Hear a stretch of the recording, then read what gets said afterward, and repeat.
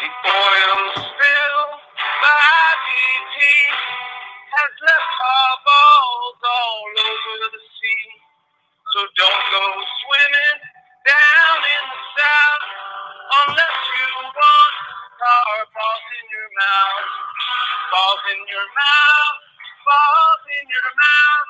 Don't swim in the ocean, don't get balls in your mouth. Balls in your mouth, balls in your mouth.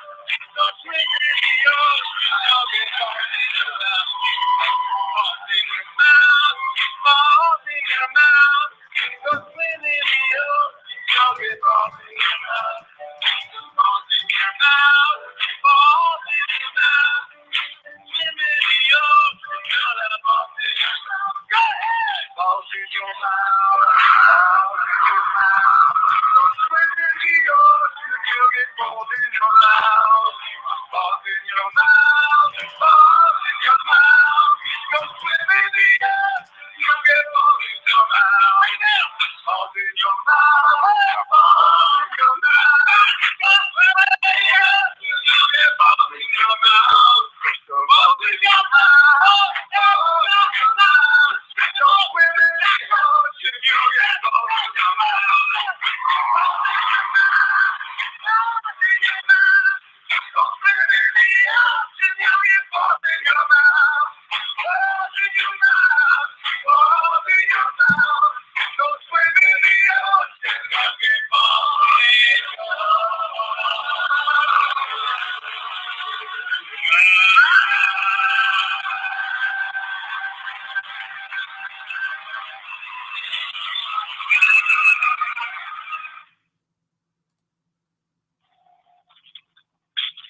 Bill. Bill. Hey, Science Guy. Oh, hi. I was just, well, anyway, yeah. Gravity between dust particles in space made all the planets end up going around the sun in the same direction. They're revolving around the sun counterclockwise. Let's say that these two magnetic marbles are like dust particles. Okay. Watch. Let's say they're drifting through space and they come near each other. Sometimes they go right past each other like that. Sometimes they bounce off like that. But sometimes they come together at just the right angle to start spinning. Like that. See that? See? They're going counterclockwise.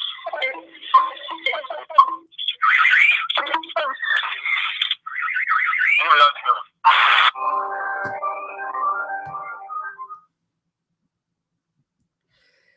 What's up?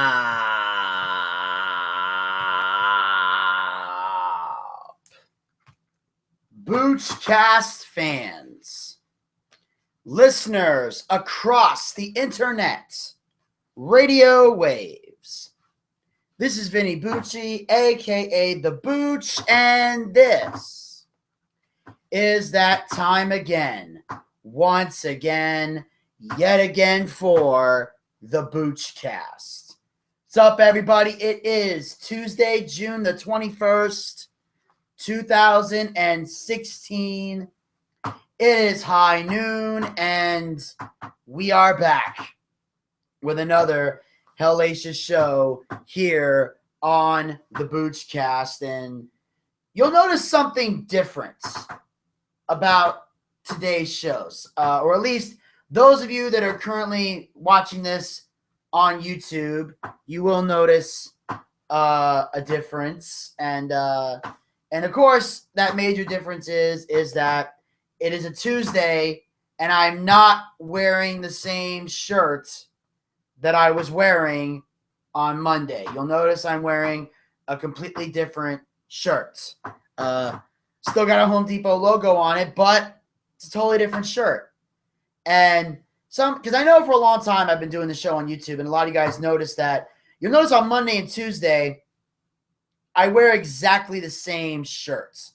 And then the rest of the week, I'm usually wearing different shirts. And I usually have a Home Depot hat on my head. when I'm wearing that shirt. And the reason is because, here's the thing. I only work a couple of days a week at the depot. I have a very short schedule there because I've been trying to budget my time as much as possible. So usually what I'll do is, since I work like Sunday, Monday, and Tuesday, I work those 3 days in a row, what I'll usually do is I will just hold on to that one shirt and just wear it for those 3 days. Because, I see no reason to really change my clothes. It's not like because I don't really go anywhere after work anyway. Usually when I do, the only really places I really go after work is every now and then my friend Kristen and I will go to Steak and Shake and eat. And me changing shirts doesn't seem to bother her. And, the only time I ever really leave after work on Monday and Tuesday nights, I'm not going anywhere. And on Sunday, I get off work at 3. So even if I was to go to the Punchline and perform, which hopefully I'll be doing this Sunday, that's definitely a goal that I have, is to be at the Punchline this Sunday. Usually I have time to come home, take a shower, change my clothes, and do all that. So I really never really saw a reason to change a shirt. And I keep my work shirt on during the Monday and Tuesday show. That way I don't have to worry about putting on clothes or changing clothes. I pretty much just put my work clothes on Monday and Tuesday, do the show, so that after I'm done doing my post-production work and everything else, I can just shut the computer off, get in the car, do my time at the Big Orange Box, and then come back. And then come back home and get ready for everything else. So, that's usually why, in case any of the YouTube listeners out there are wondering why that's the case, I just don't see a reason to change my shirt. I don't. Why go through my clothes and waste them? And then what I do is I'll usually wear a different work shirt every week for like 3 days in a row. So that's usually how it works for me. And as I mentioned before, I am currently on vacation from the Big Orange Box, so I don't have to wear the same shirt every day. On Monday and Tuesday, I should say. So I was wearing different shirts. Sunday, I had on I had my Cena shirt on while I was watching Money in the Bank, and it felt good to wear that shirt because I hadn't worn it in a long time, very long time, because Cena had been out of action. I'd mostly been wearing the Dean Ambrose t-shirt because he was the only wrestling shirt I had of someone who was on the full-time roster. I think I may need to get some updates to my WWE wardrobe, as it were. It's kind of pretty much it. Dean Ambrose is the only guy I have that's on the full-time roster. Everybody else is either in TNA or somewhere or have retired or whatever. Like, it's gotten to the point now where my Daniel Bryan shirt is basically, it's now a designated Ring of Honor shirt. Like, if I ever go to a live Ring of Honor event, I just wear the Daniel Bryan shirt. That's the only WWE shirt I can realistically wear so I can fit in. Like, you wear a John Cena shirt to a Ring of Honor show, they'll fucking murder you in the parking lot. I've learned that about these fans. They're fucking crazy, Ring of Honor fans. So, anyway, that's why on the YouTube, guys, you guys can notice that the shirt is different. It's a little bit, just a little bit of a wardrobe change that I wanted to make, and, real excited I got the opportunity. And, of course, because I'm on my vacation, last night, I'm real excited because I got to do something that I had always wanted to do but was never able to do because the timing wasn't right for the longest time. Last night, for the first time ever in my entire career as a stand-up comedian, I took the stage at the Star Bar, which is like I said, it's a legendary open mic. It is the biggest event in Atlanta going on Monday nights. And if you don't believe me, I can prove it. Because I'll tell you. Basically, I got to the club. I went on stage. I was the 6th comic to go up on stage. And I will say that my set went very well. Although I will say there was one awkward moment, and I don't mean to be disrespectful at all when I say this, but I learned something when I told people I was going up, because you draw random numbers out of a hat or out of a bag. And they're like, they got like on poker chips. And I drew number 6. Well, I discovered for the longest time, one of the major traditions of the Star Bar was that Rodney had a co-host and a best friend named Egypt. And Egypt always went number 6 every time Star Bar had a show. Well, a few years ago, Egypt sadly passed away. So number 6 is still a number that goes out, but because I was number 6, when Rodney went up on stage, you know, he gave an emotional speech and kind of gave a toast to the memory of Egypt, you know, and talked about how great of a guy he was and everything. And I'm sure he was. I personally have never met Egypt, but from what I can see, the crowd obviously loved him, and he was obviously a good man. You know, if Rodney says he's a good man, I believe it, because Rodney seems to surround himself with a lot of funny, good, and positive people. And he's a very nice guy, and I even shook his hand afterwards and thanked him for the stage time. And then after that, he brought me up on stage. He asked me where I was from, and I made the mistake of saying Johns Creek, which made things even more awkward because apparently there's a lot of people in Georgia that don't know that Johns Creek is now its own city. People only know Duluth or Alpharetta, and I've learned that. That's why when I registered for the World Series of Comedy, I just put Duluth. I'm not going to say Johns Creek. And it just came out of me because I know people in other states are not going to get that. But I assume people in Georgia would know about Johns Creek. Apparently they don't. Apparently the only thing Johns Creek is known for is spending $800,000 in taxes to fund legal fees to shut down a love shack that was built in the fucking city. And it cost the city $800,000 in legal fees because it went over a long period of time. And of course, because Johns Creek is a place that wants to be known as a respectable city and doesn't want sex-related stuff in their area, they considered it money well spent, despite the fact that the city's in debt and it's made the cops so quota hungry that they pull over teenagers and violate their Fourth Amendment rights. I mean, I don't know if they do that anymore, but 10 years ago, that is what the fuck they were doing. Hopefully they've stopped doing that. I haven't had too much issues with the Johns Creek police, but that's because I'm 29 and because I am very well aware of the Bill of Rights and can and will use against them if they pull me over. But yeah, so that was a mistake on my part. So I go up on stage, and the first couple jokes, I get a couple laughs. Not everybody is kind of on board, but so it started off a little tentative. But as the set progressed, I was able to get the laughs, and by the end of it, I had them roaring. So it started off a little tentative, but it came in soft, but I finished strong. And that's a key thing in stand-up. If you finish strong, you win. And the fact that I was able to get laughs at the Star Bar meant a lot to me. You know, I felt like it was another rite of passage for me in terms of being an Atlanta comic. Because like I said, I'm one of only a small list of Atlanta comedians that had never been to the Star Bar ever. Never been there once in my life. Not because I didn't want to, but because circumstances just never got me there. But now and I'm glad because there was a time where, you know, that's a raucous crowd, and that's a serious crowd. I mean, when I say serious, I mean serious as in if you're not funny, they'll let you know.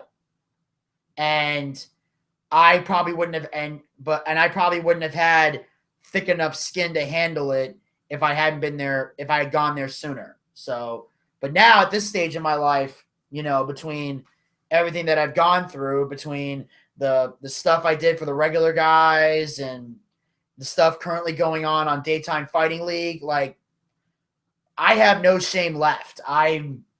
You can't humiliate. I don't feel embarrassed or humiliated in life anymore. Like, I can handle anything you throw at me, pretty much. So the set went great. I got off stage, and when I say this is a big deal, here's why I say it's a big deal. As soon as I got off stage, I walked to the back, and standing in the back of the room was Hannibal Buress, who is a big-time, nationally touring comic, known for a lot of great TV shows, known for being in a lot of movies. Another big claim to fame he has is being the guy that did a joke about Bill Cosby, which jump-started the whole Cosby rapist allegation thing that has pretty much taken one of the ultimate kings of comedy and pretty much destroyed any career or legacy that he had. Like, the whole thing started with Hannibal Buress telling a joke, someone recording it, and it went viral. And then it brought up all these allegations from the past, all this crazy controversy, and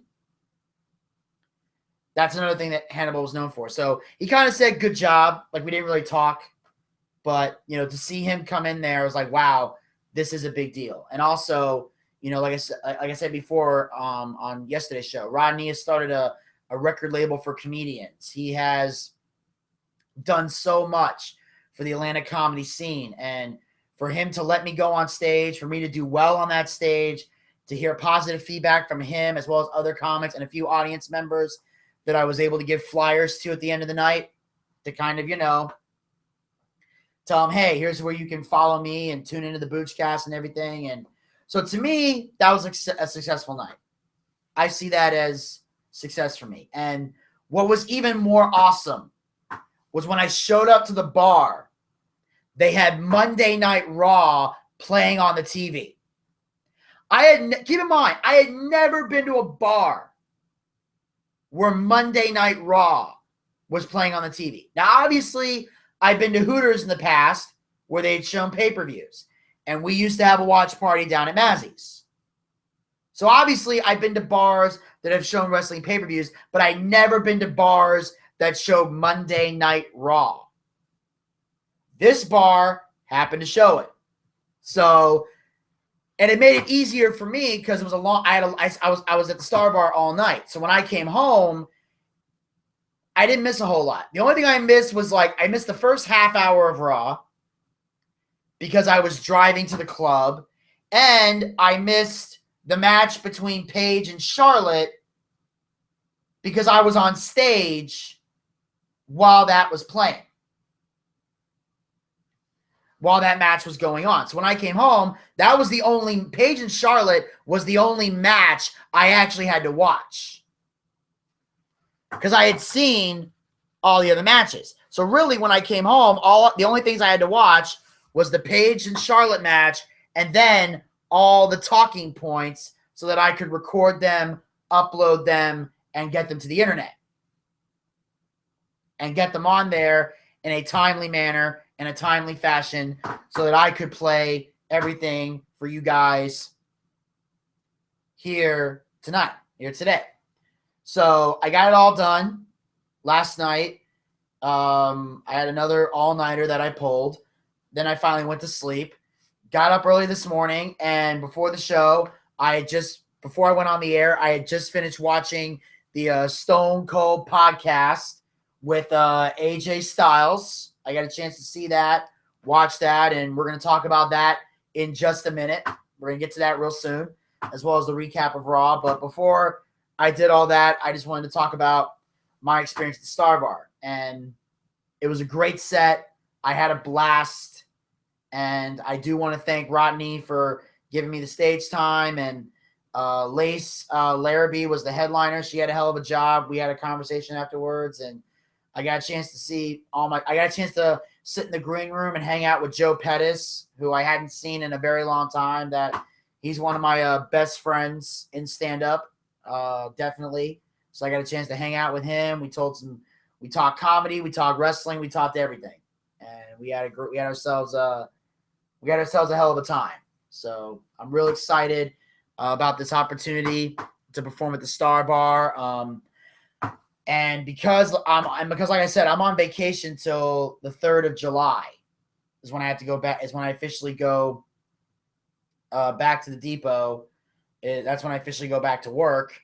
Although I am going to have to try to get July 8th off so I can go to Sarasota, Florida for the World Series of Comedy. So even though I'm on vacation, unfortunately, I'm not able to request the time off. And usually Thursday is when the schedules get posted. So sometime this weekend, I'm actually going to have to drive to the Home Depot, look at the schedule, find out who's not working on July 8th, and see if they can cover for me so that I can go down to Florida. I'm going either way, but I don't want to have to call out. Because if I have to call out, I will. Because I've already confirmed that I'm going to Florida. So I'm not choosing. I would be damned if I choose Depot over comedy. There was a time in my life where I may have done that in the past. That ain't happening no more. So I'm going to Sarasota, Florida. I'm going to compete in the World Series of Comedy. So we'll see if I can get somebody to cover for me. I'll have to do that this weekend. But July 3rd is when I officially, get to go back to work and actually, not July 8th, July 10th, I think. I got to get for that Sunday. I keep forgetting. But yeah, so I'm going to be gone because it's from the 6th to the 9th is how long it goes. But I already know that I would need an extra day to at least drive back. So because I think it's like an 8-hour drive from my house to Sarasota, Florida. So I definitely would have to take care of that, handle that, do what I got to do in that regard. At least during that week, I get paid during that week, so it's not like I'm going to be too broke. Although I may need some cash to tie me over. I don't know. I'll figure something out. That'll probably be a parental thing. I don't know. I'll figure it out. But one thing is certain: I'm excited to go for the World Series of Comedy. But anyway, back to my original point. Since I don't go back to work July 3rd, I'll have another open Monday. So I'm hoping that I'll get to go back to the Star Bar again next Monday. I'm going to try to. If I can, that's great. If I can't, then I'll find another Monday open mic to attend. And, I'm hoping I can because I know after this coming Monday, if I don't get a second chance to go to the Star Bar, it'll be a long time before I go back there again because of my work schedule and how it operates. So I'm hoping I'll get a chance next Monday to go back and do another set, and I'll come up with some new jokes to come down there and have a little bit of fun. I'm looking forward to it.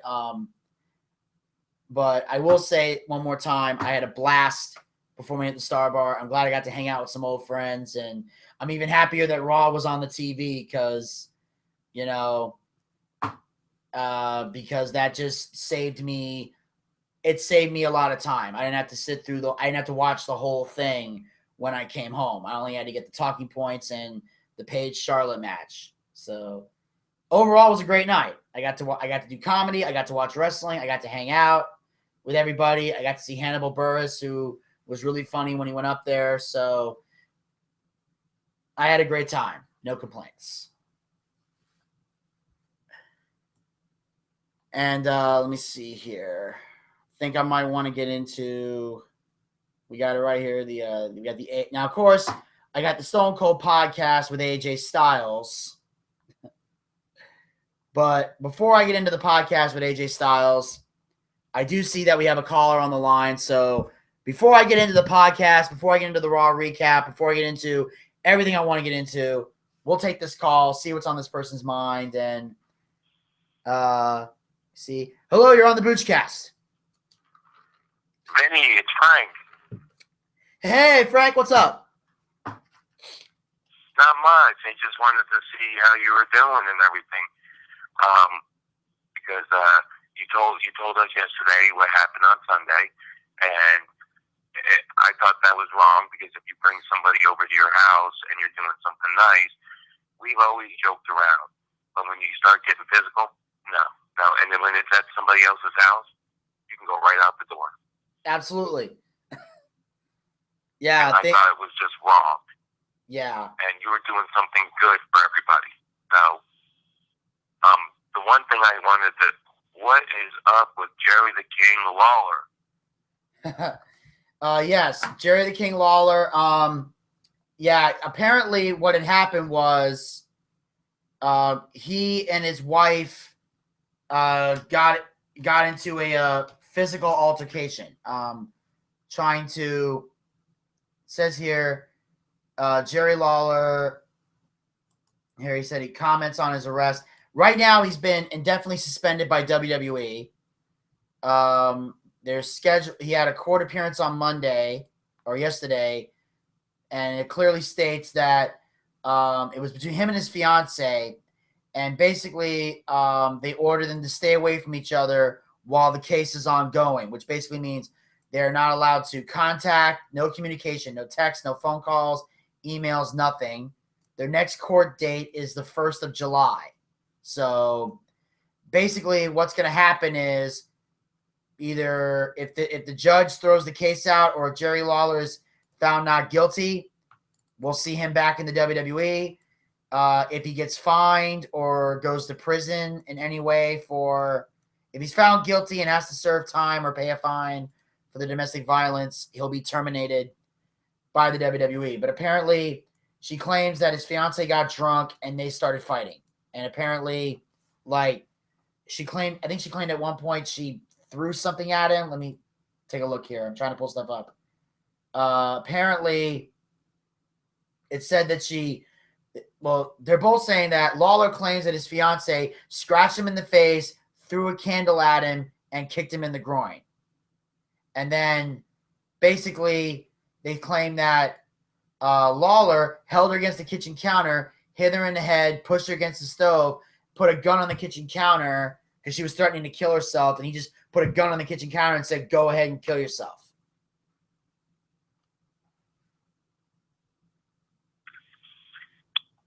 Well, if the gun was empty, what happened? What would have happened if he said, "Oh, the gun's empty"? What would have happened if she picked it up and, there might have, what would have happened if there was a bullet in there and she ended up killing herself? Well, if she ends up killing herself, if Jerry Lawler calls 911, which would be the smart thing to do, they can't really penalize him. Although the worst thing that could happen to Jerry Lawler if she kills herself is that her family could sue him for driving her to it. But he can't go to jail for murder or anything like that because he didn't actively, pick up the gun and shoot it at her. But because when they showed up to the house, both of them had marks on their faces. And the police were unable to tell who started the fight. So they both got arrested and they both went to jail. And that's the part that I support. I like the fact that, okay, you both hit each other, you both go to jail. Because to me, that's fair. And I know that in most domestic violence cases, they would just take the guy to jail regardless, which pisses me off. But the fact that whatever happened. Absolutely. So they both went to jail. If she would have held, well, that's fair because if she would have held the shotgun to him, most of the time, she holds a shotgun to me. Oh, the guy goes to jail. Yeah, I've seen cases where that's happened, and it really does make me angry when I see that. But that's why I was glad to see okay, both were arrested. I was like, okay, I'm fine with this then. That was all I really needed to know. I didn't really care about the circumstances. I just cared about, okay, I just want to know what the end result was. And I was like, okay, so and basically Lawler claimed she was drunk and that's how the fight started. And that he's hoping they can get past it and The next court date is July 1st. So we'll see what happens, but the outcome of this case will determine whether or not we see Jerry the King Lawler back in the WWE. That's going to be an interesting thing. That should be really interesting. It reminds me of, it's not the same, but it still reminds me of the Hulk Hogan thing, where he hasn't come back or anything. It sort of just reminds me of that. And then it reminds me of Adam Rhodes. It just seems like these wrestlers think they're, invincible. But what comes along, WWE is very strict. So if you do something wrong and you work with WWE, well, you don't know what's going to happen. Yeah. Well, Hogan's situation was obviously a little more different because Hogan didn't actually hit anybody. He made a bunch of racist comments from 8 years ago that were leaked on the internet by somebody else, and that's ultimately what caused his termination. So that's a bit of a difference there, and that's why Hogan sued Gawker, and he won the case. So, and I think that if I check my info here, this actually gives me a chance to bring up some interesting news. As a result, Gawker has officially filed for bankruptcy. Wow. Yeah, because they're losing money because they now have to pay Hogan $140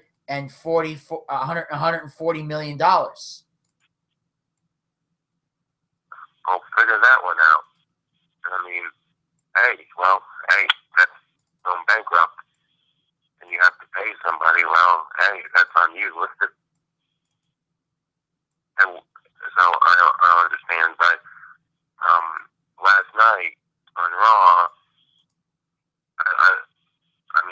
so now we got a triple threat between Dean Ambrose, Roman Reigns, and Seth Rollins at the next pay-per-view Battleground. So I think that's going to be interesting because Dean Ambrose said, I want triple threat. Oh yeah, and yes, obviously a lot of people are excited for a triple threat, and of course we'll find out a little bit later today. We'll find out a little bit later today what happened with Monday Night Raw. As we all know, Dean Ambrose won the championship at Money in the Bank, and it was interesting. Like it was weird because that was the first time I ever went. And that's what I love about Money in the Bank. It can take someone like me that can go from being an angry, immature child throwing a fit, which is exactly what I was when Seth Rollins won. I was so angry. Then I hear Dean Ambrose music, and I immediately went from extremely pissed off to extremely happy in a short period of time. Well, they said in that ring is the first time all three members of the Shield were actually ended up being champion at one point in that match. Oh yeah, and it's the first time, and now all Shield members are officially champions. Like Roman Reigns has already been a 3-time world champion. Seth Rollins is now a 2-time world champion, and Dean's on his first run right now, which I think is awesome. Oh yeah. And let's see, after that, he was so pissed. Sami Zayn beat Kevin Owens. And I thought that was awesome. I like Sami Zayn. Kevin Owens is a pain in the ass. Oh yeah. I was very happy when Sami Zayn defeated Kevin Owens. My first reaction was, it's about damn time. Because Kevin Owens is a baby. I mean, he's such a baby. Yeah. I mean, and that's what drives me crazy. I mean, he's just a big baby, and I love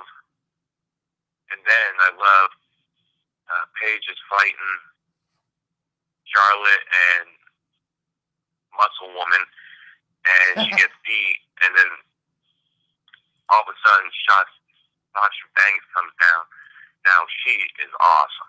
Yes, and I liked it because it was very reassuring in that match. I found it very reassuring that Charlotte took on that Sasha Banks came back, because that tells me that they're actually going to go forward with Sasha Banks going into SummerSlam, because Paige was the backup plan. She needs to be champion, because first of all, I'm sick of Charlotte being champion. She's stupid. And I think Sasha Banks would be the perfect women's champion. I think she deserves it, and I think she can beat Charlotte.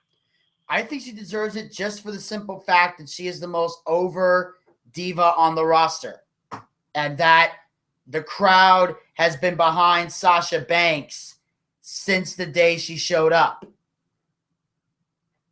Whenever she wasn't in the ring, the crowd was chanting, "We want Sasha."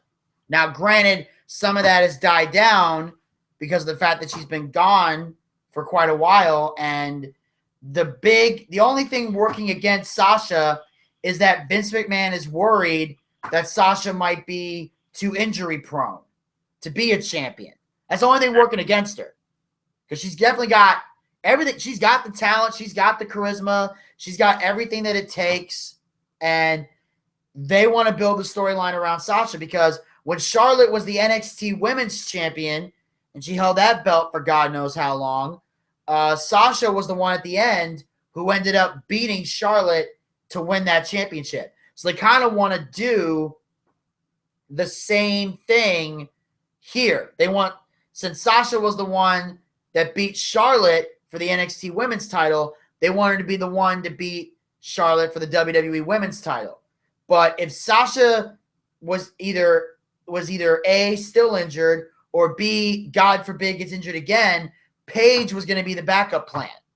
That's why they've been having them work so much, especially since and they're thinking about building a love triangle between them and Del Rio.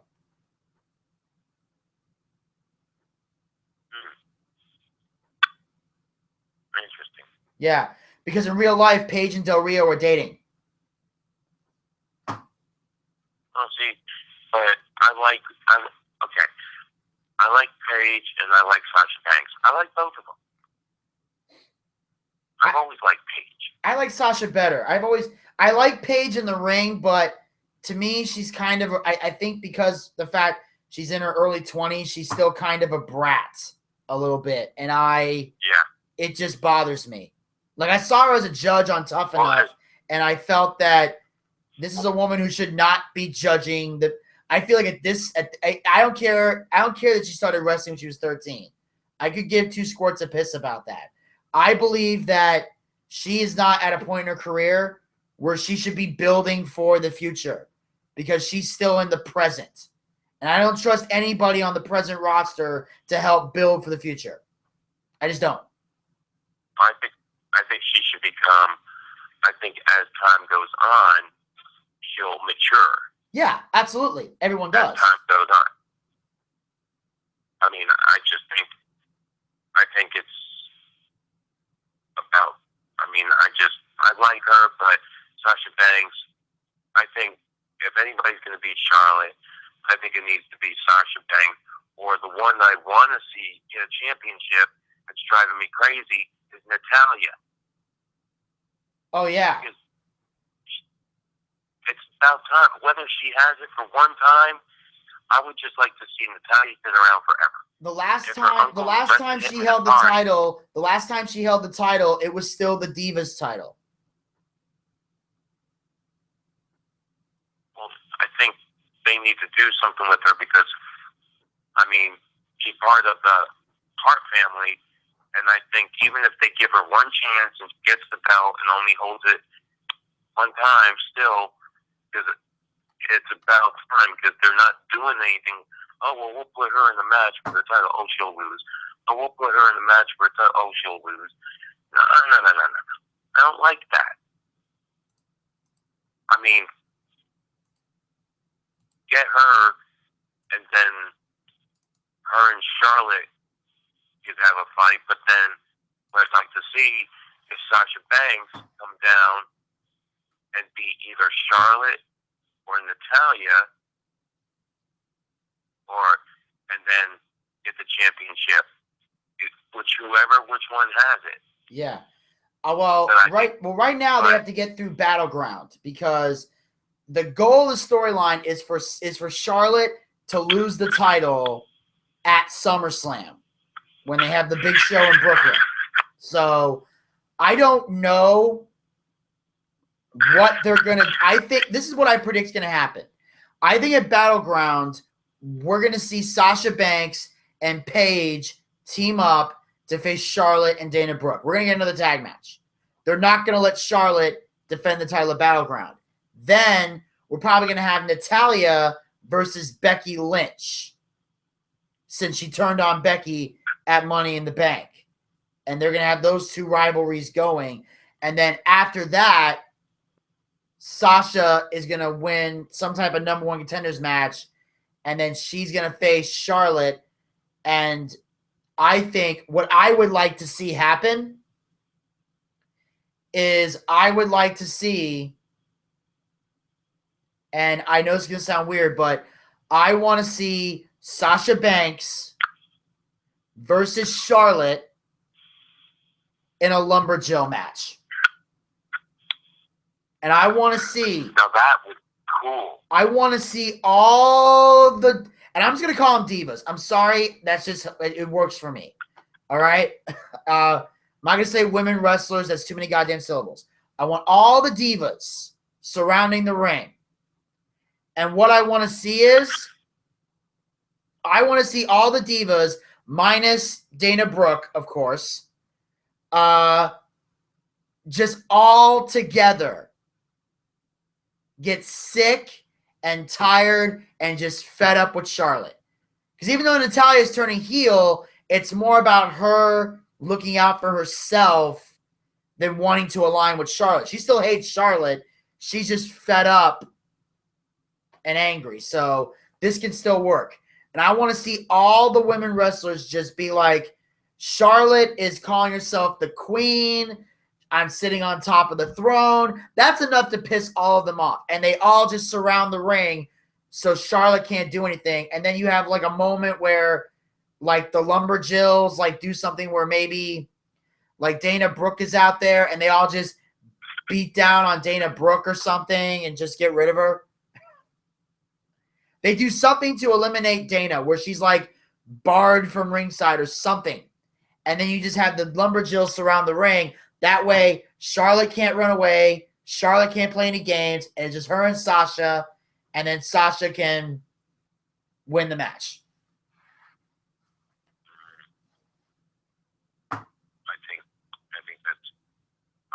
I think that's a perfect idea. And I think that would be awesome if they did that because Charlotte, I mean, you get one person that's been champion forever and ever, and then you get tired of them. You get tired of seeing them as champion. You're like, okay, let's move it on. Let's let somebody else do it. Let's somebody that deserves it, like Sasha Banks. So because I'm so sick of seeing Charlotte. Well, my father, I'm Flair. Nobody gives a shit. You've been champion forever and a day. Let's move on. Let's do something different. And so I think the perfect thing, like you said, would have Sasha Banks win the championship because I think it's about time. I'm so sick of hearing about Charlotte. You're preaching to the choir, man. But the thing I'm moving around really, really, really like is the return of the Wyatt family. Oh, yeah. But then the New Day came down, and the New Day better watch out, because if the Wyatt family decides to go for their championship, I think the Wyatt family will destroy the New Day. I will just say they damn well better. Because the New Day has been beating everybody. Yes, I was already, the tag team title match at Money in the Bank really annoyed me, but I think I now understand what they're trying to do when I read about what happened, because the New Day have been tag team champions since Money in the Bank, so it might be obviously different number now, but they said the New Day have been champions for 301 days. And the longest reigning tag team record is 334 days, which was set by Paul London and Brian Kendrick. So I think what they're trying to do is, I think they want the New Day to break this record and then drop the titles. Well, if they go against the Wyatt family, if anybody could do it, to beat the New Day, I believe it would be able to be the Wyatt family. Well, it's got to be somebody, because they're clearly because that's the thing. They've let the New Day run roughshod on pretty much everybody. It's like, and the Wyatts, they have booked the Wyatts so poorly in WWE that if the New Day beat the Wyatt family, it wouldn't even shock me. It wouldn't even faze me. I would not be the least bit surprised. Because if I've learned anything from WWE is, you never bet against the New Day and you never bet on the Wyatts. Because you will be let down every time. Well, I mean, if the Wyatts became tag team champions, that'd be great. But what I'd like to see them do with Bray Wyatt is like, okay, Bray Wyatt, put him against The Miz to become the Intercontinental Champion. That'd be put good. him against Rusev to become the or become the United States Champion. Yeah, I mean, they could do something with it. They could do anything, but the Wyatts, back when it was Luke Harper and Eric Rowan, they should have been tag team champions years ago. Mm-hmm. When they were feuding against the Usos and they were the tag team champions, the Wyatts should have won them then. They have not booked the Wyatts well at all. No, they keep on, excuse my language, they keep on fucking around with them. They're not doing anything with them. Yeah. They're not, and the Wyatts, I believe, have such good skills. I mean, make the Wyatts tag team champions, make Bray Wyatt Intercontinental Champion, or even send Bray Wyatt eventually, weeks to come, or months to come, for a fight for the WWE Championship. I'm just sick. They don't do anything with it. Oh, okay, well, here's the Wyatt family. Oh, okay, they talk. They don't do anything with them. It's driving me crazy, because Bray Wyatt, he is so good. I think he should be champion of some type. And then the Wyatt family, the other two, I think they should be able to become tag team champions, because I just wish they would just go the right, because I didn't like the Wyatt family, but what's pissing me off is they're not doing anything with them. And I think it's time to get them going, so where they have at one time some gold around their waist. Absolutely. And I don't care if it's just Bray Wyatt. I don't care if it's Bray Wyatt and to get tag team championships. I think it's time for them to have, if not all three of them have gold, I think at least one of them should. And I think Bray Wyatt is good enough to go up further than they're doing with him. And I just wish WWE would recognize the talent that they do have. Yeah. I mean, and I'm hoping that this, especially with I think with the brand split,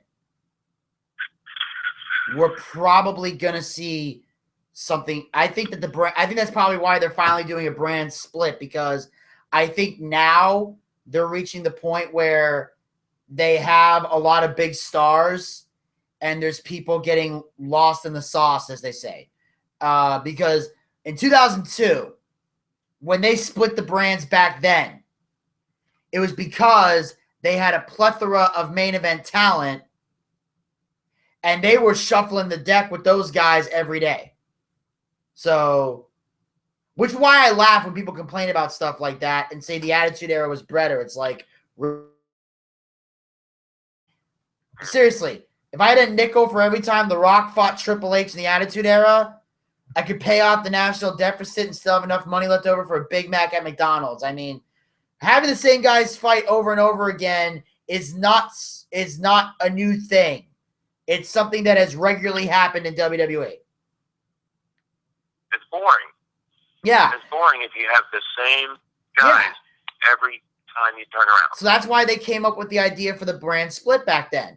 Was so, okay, we'll put our big stars on separate shows so people will watch, because at the end of the day, the stars sell tickets.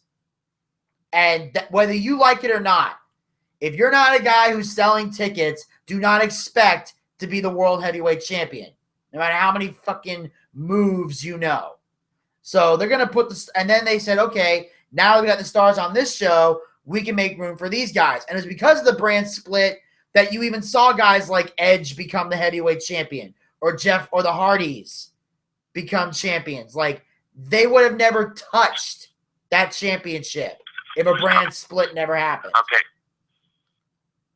well, I thought, WWE champion, I thought when the brand split happened originally, I thought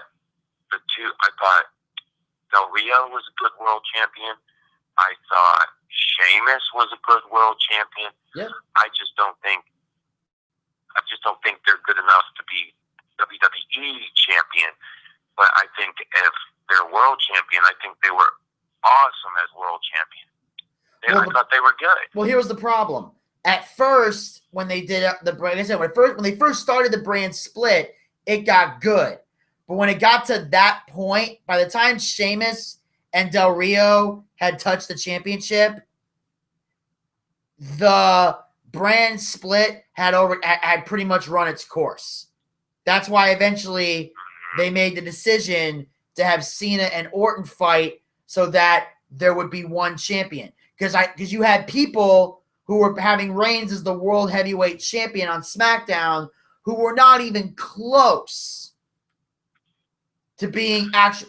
The world title was pretty much a secondary title, and it meant nothing because being held by people that were not even close to being ready to being world champions. And that's why eventually they stopped the brand extension, because even though they have a lot of great wrestlers, they had no stars. And like I said before, got to have stars to sell tickets.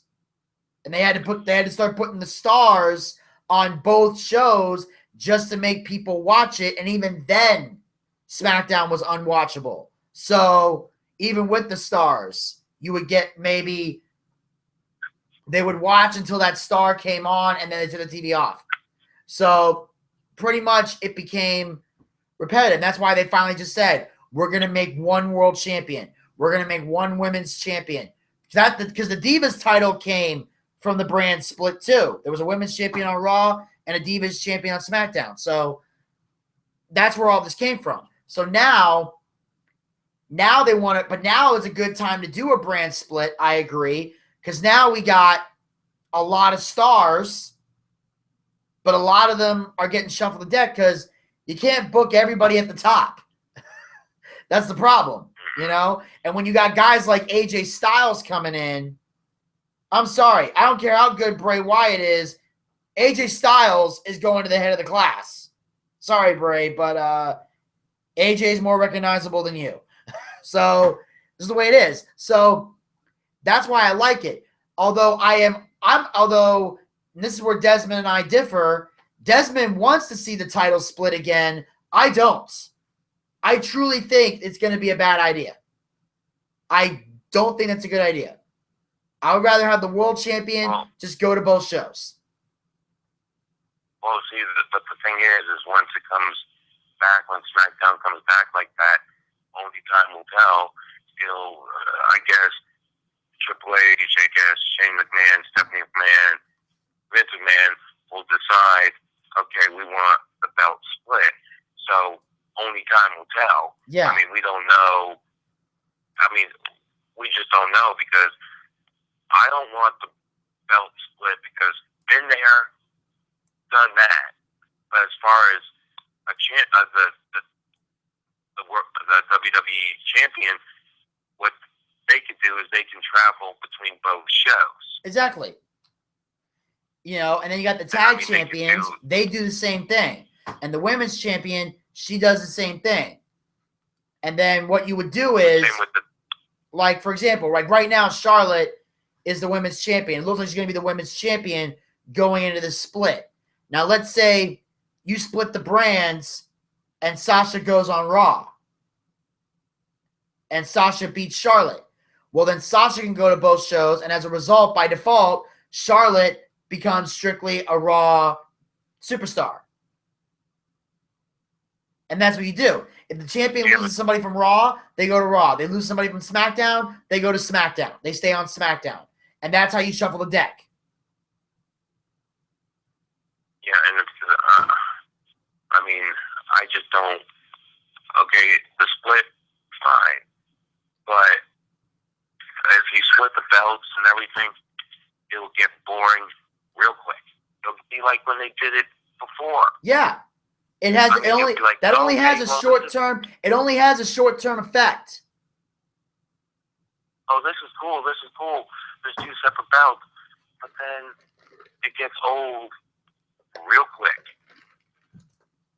Yeah, because you don't want to. Yeah, because then eventually it starts off with, okay, it'll be like, yay, Kevin Owens is a world champion. Yay, Sami Zayn's got it for a while. Then eventually you start seeing.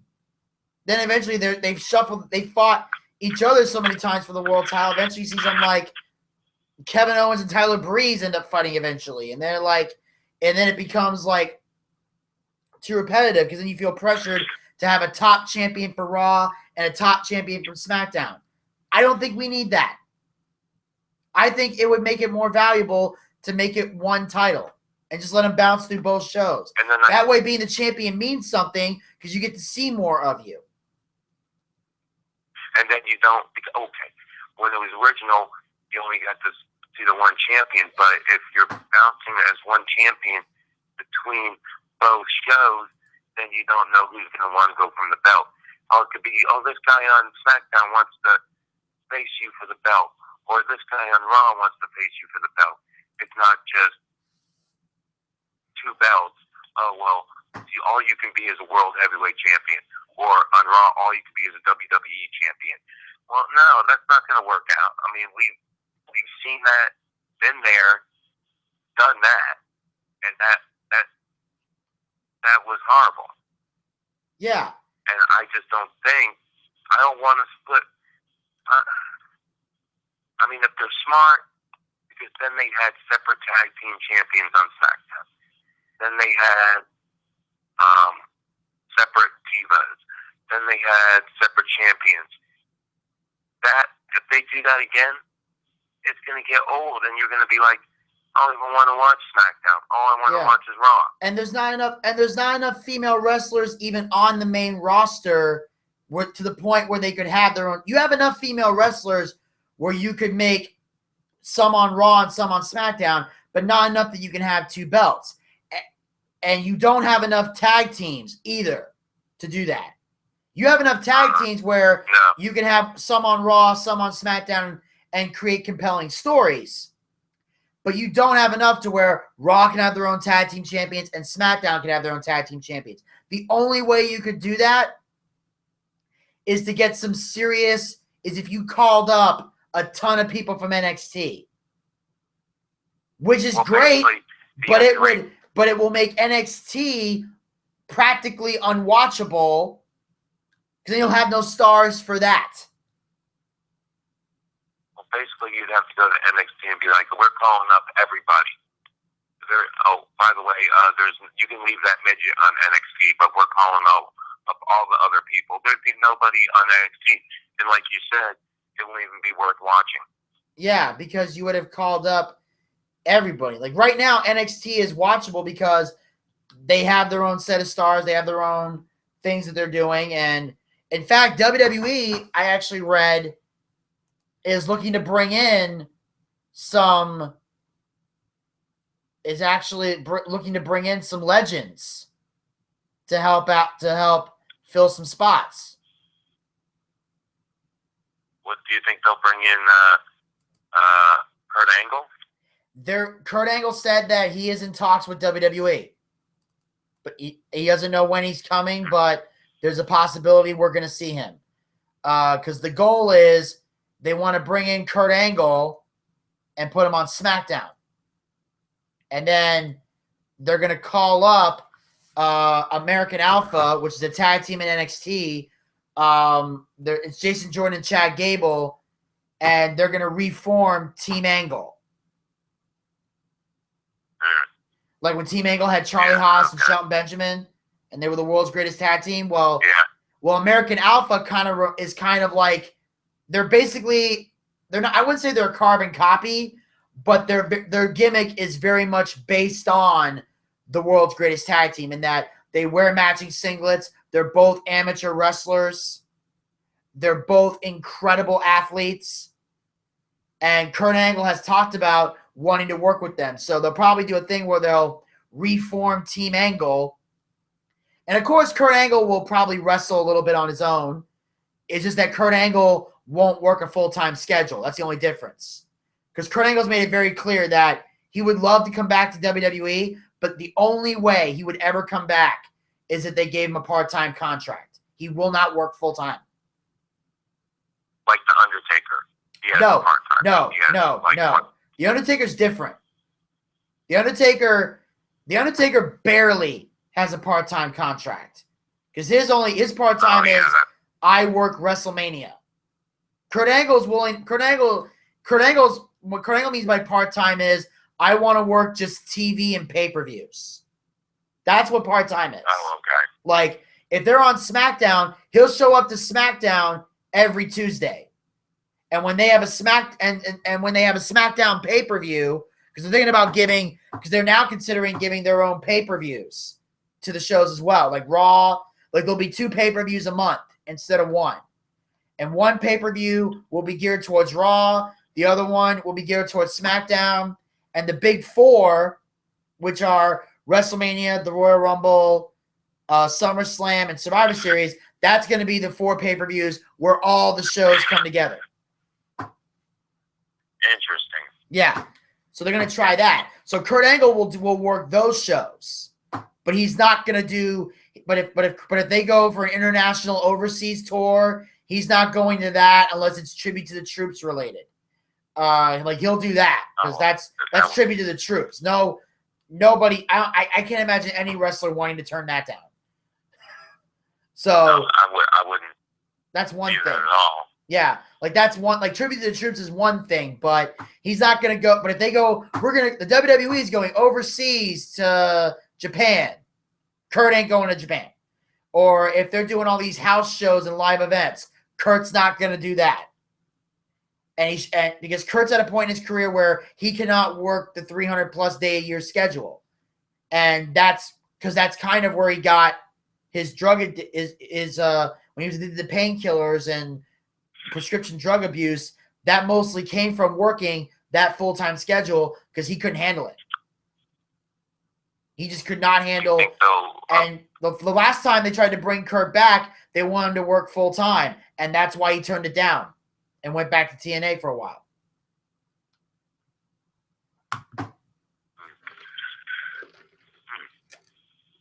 Interesting. But in addition to Kurt, the other names looking to bring back is obviously they want Goldberg because of the 2K17 game. So there's talks about bringing Goldberg back. I would have loved before he left. I would have just for kicks. I would have loved to see two things: Goldberg versus Ryback. Yeah. Or Goldberg. What I'd love to see versus Brock Lesnar.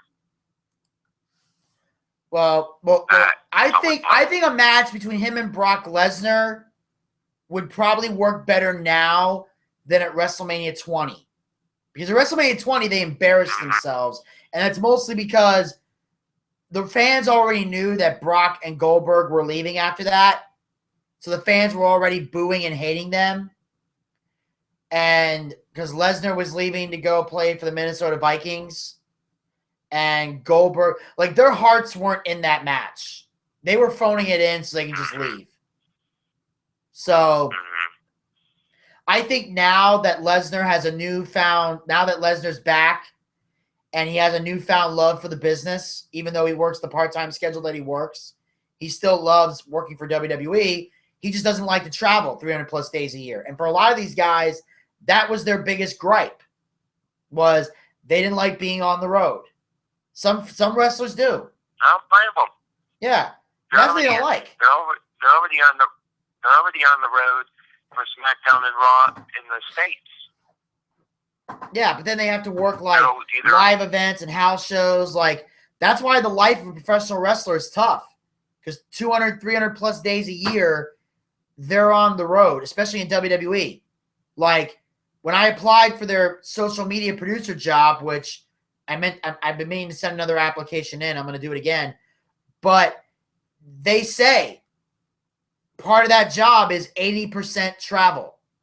And I think one thing that would give me an advantage in getting that job is the fact that I'm not married. I don't have kids.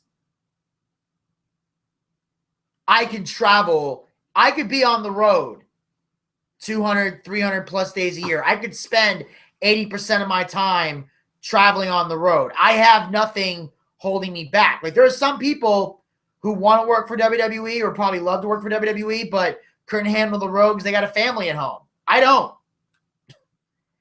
You know? And I'm not saying there's anything wrong. Not that there's anything wrong with people if you do have a family. I'm not knocking you at all. I'm just saying, you know, if you're happily married and you got a family, more power to you.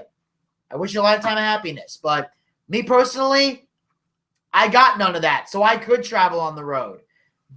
But, you know, so that's a tough situation to be in. So a lot of guys don't like that. And that's a tough situation. That was Lesnar's issue. But that's why when they offered Brock, after his success in the UFC, they offered him the part-time deal that he has. He took it. Well, let's see, if he had kids, they'd be called the little Boochies. Yes, they would. So, okay, well, I'll let you finish your cast. Connect with me. I'm not connected with you on Facebook anymore. I don't know what happened. Okay. Well, all right. Well, after the show, I'll go fix that. Okay. The only other thing I wanted to talk about is, what was it? Which match was it? Jericho. When he was in Shane McMahon's office. Yeah. And he said that he might be ahead of SmackDown and Raw. I think that would be awesome because I think Stephanie McMahon, I'm sick of seeing her. Yeah. I think when Shane says that, I don't know if that's true or if that's just him and Stephanie kind of having egos, like because Stephanie was clamoring that she wanted both shows. So now Shane's kind of saying I want both shows. So I don't know if that's true or if that's just Shane ball busting his sister, or but either way, I would love to see one run Raw, the other run SmackDown, and just I don't want any more authority angles. I don't want any more power. I'm done with the power struggle storylines. Let's put that to bed. Yeah, and just because Seth Rollins still thinks he's in the authority. Yeah. And Shane reassures him of that's not the case, but ultimately, yeah, it's the whole thing is just crazy and out there, and it works, I guess, but ultimately that's kind of how it works. But I would just love to see Shane and Stephanie just one run Raw, the other run SmackDown, call it a day, and then obviously Triple H is just going to stay in NXT, and he probably just should. I like Triple H, don't get me wrong. Where is he? They got him. He's now back behind the scenes. The last time he was shown was on Facebook Live. He did an interview after the last NXT Takeover show. So he's back to just, writing and booking NXT. Oh, hey, I mean, because I like Triple H, but he's been there, done that, just like Stone Cold, just like The Rock. I mean, I can understand now why he's behind the scenes, because he's done it all. He's faced The Undertaker like twice. He had DX with Shawn Michaels, and then he had the original DX with all of them. And he's wrestled and wrestled and wrestled. And I like him, but I think being behind the scenes now, I think that's a good, because when he first wrestled, he was huge. But now it just, as you start getting behind the scenes, you're not going to work out as much. You're going to be more worried about, financial things. You're going to be worried about running things, and you're not going to work out like the wrestlers do day in, day out. Yeah, absolutely. So, but I'll let you finish with your show. But it was good talking to you, and I hope you have July 8th off from work. Yeah, me too. So, but thanks for having me on. All right, man. No problem. Talk to you soon. Okay. All right, see ya. All right, and that, ladies and gentlemen, was Frank. Glad we got a chance to talk. Haven't had him on the show in quite a while. So what I'm going to do right now, I'm probably going to skip the Stone Cold podcast with AJ Styles. We're going to go into the Raw recap. But before I do, I'm going to play, just for the hell of it, I'm not going to recap it just so you can listen. We talked about the Bray Wyatt promo as well as Shane and Jericho segment. So for those of you that are live listening, that since those parts have already been brought up, I'll just play those clips, and then we'll start the Raw recap from the beginning and obviously skip the parts that we just now talked about. So here's Bray Wyatt's return to WWE.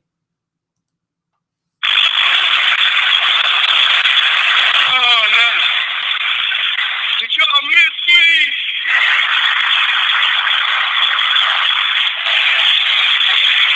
Well, we have been locked away.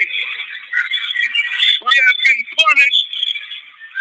But through it all, we have never forgotten what we stand for.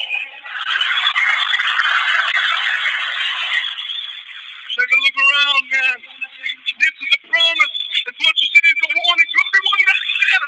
The Wyatts are as strong as they have ever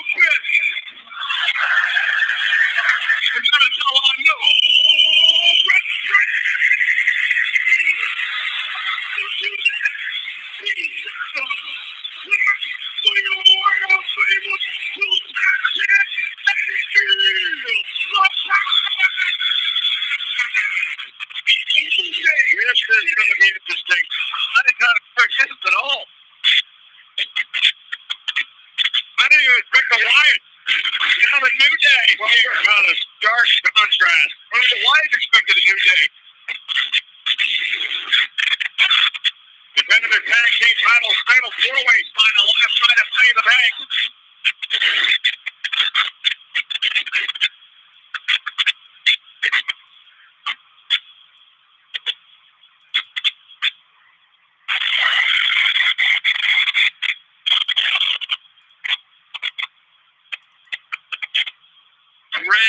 Great.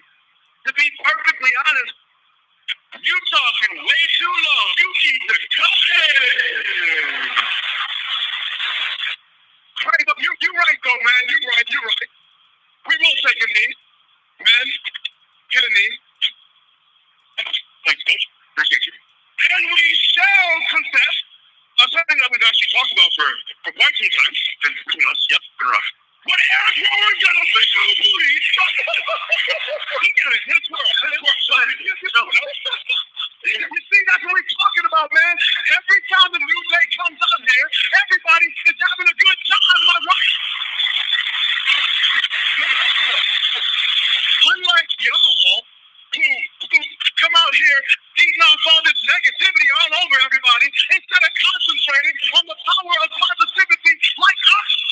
And it's that same power of positivity that has allowed us to become and remain your...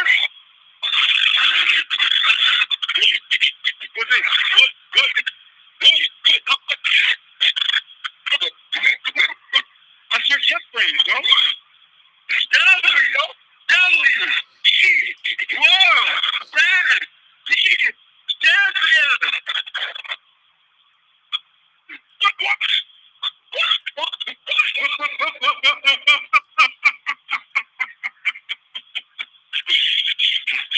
I hope y'all understand what you have just done, my friend. You interrupted me in my return.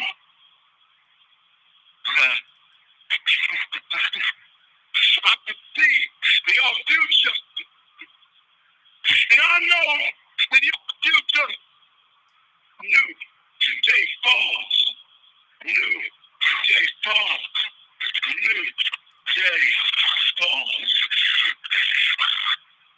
First you ain't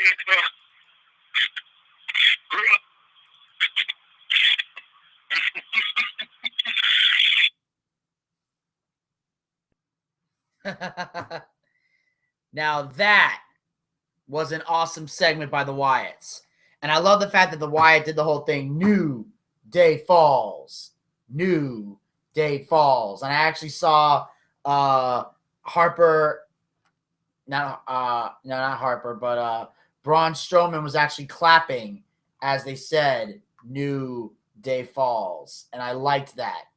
And I love the fact that he said, you have no idea who you're messing with, man. And I like this feud. And I hope that this is a feud that goes into SummerSlam. What I would like to see happen is at Battleground, I want to see a 6-man tag. I want the New Day versus the Wyatt family. Then at SummerSlam, I want to see the tag titles on the line. And then I want to see the Wyatts win the tag belts. I want to see Eric Rowan and Braun Strowman become the WWE Tag Team Champions. Personally, I would rather be Harper and Rowan, but obviously I'm not getting a choice in the matter on that. So that's how I feel about that. And now, for your listening pleasure, I'm going to play the Shane McMahon Jericho segment that Frank was referring to, so you can learn more about that. So here's what happened between Shane and Jericho. Mr. Jericho, what can I help you with? I've been waiting for you, McMahon, because I want to tell you, I know you have it out for me. Really? Go ahead, really. Yeah, you haven't liked me for 15 years, and you've had it out since you came back to Raw. That's why you canceled the highlight reel, and that's why you haven't made me the number one contender for Dean Ambrose's WWE Championship. It's mine. I deserve it. Chris, in Extreme Rules, you had your opportunity to take on Dean Ambrose in the Asylum match, which you lost. Last night, you had another opportunity, which you squandered in the Money in the Bank ladder match, which Dean Ambrose won. Okay, so I beat Ambrose 2 weeks ago on SmackDown. This is more than wins and losses, McMahon. I'll tell you my point. The point is this. You are allowing a barbarian to be your world champion. A man who took 69 tacks into my body. 69 tacks that I had to pick out of my flesh, one by one. And instead of fining him or suspending him, you allow him to be your champion? That's a stupid decision that can only be made by a stupid idiot. Call me idiot again, and those 69 tacks that are wearing your body, it seems like a walk in the park. Am I clear? What else you got on your mind, Chris? This is on my mind. McMahon, I am praying that whatever show I get drafted to is the one that you're not in charge of. Because I'd rather work for 10 Stephanie McMahons than one of you. Chris, the big issue there is I'm going to be running both. So you're going to have to dealing with me a lot. Keep making decisions like this? I don't think it's going to happen. But what if it does? Keep using my office.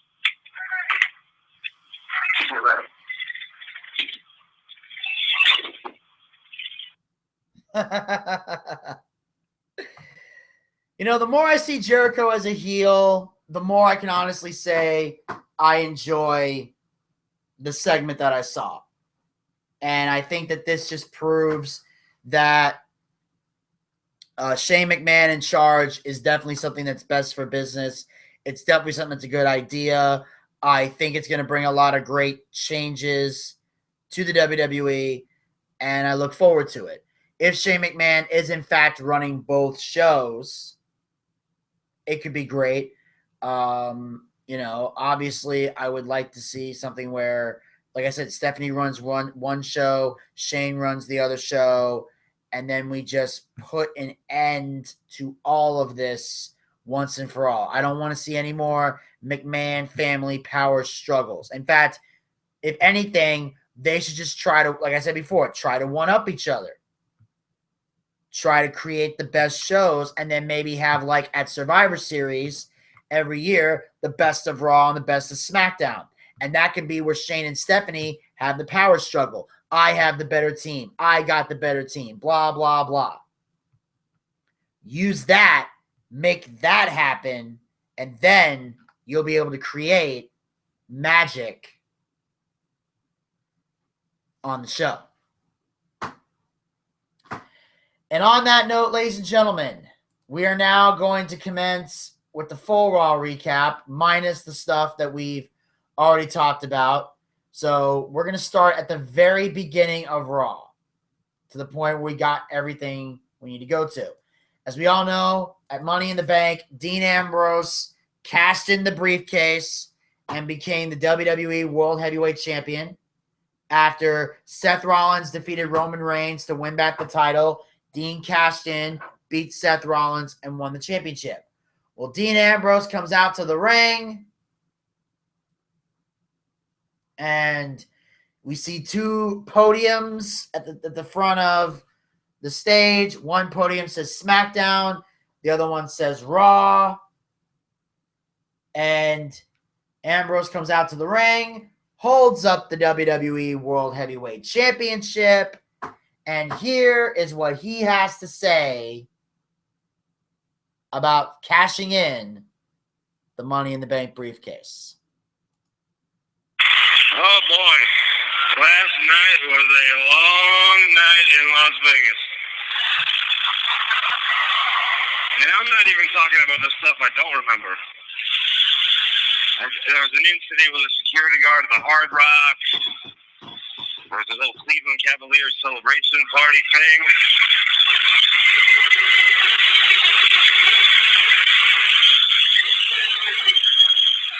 I don't like those guys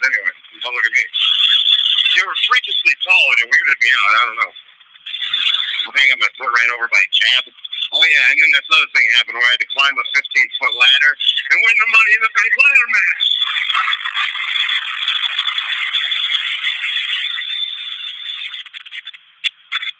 I think at some point in the night I almost got bitten by a dog. I mean, it was a long night.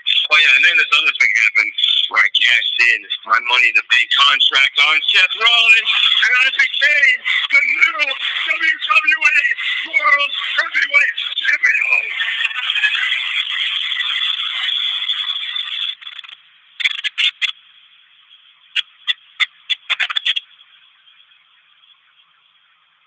You want to talk about another guy who had a long night, Seth Rollins. Who's just the right guy at the right place at the wrong time. So listen up, kiddos. Uncle Dino's going to give you your lesson of the week. So listen up, pay attention. What goes around comes back around.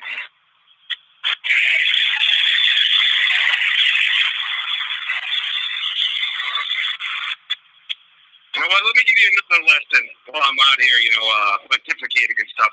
Here's another lesson for you. Hard work pays off. Busting your ass, keeping notes to the grindstone pays off. And when it pays off, maybe it pays off big.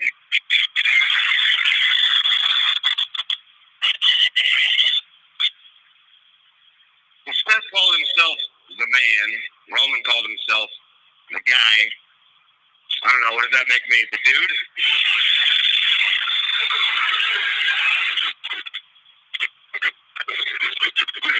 Oh, I kind of like it. Nah, here, you call me whatever you want. You call me champion. Chasing this for 2 years, and this is the reason I kept taking myself off. Picking myself up, dusting myself off, patching myself back together, and then this is why I kept on trucking. This is why I kept on swinging. And as I sit here with this championship in the middle of this ring live on Monday Night Raw,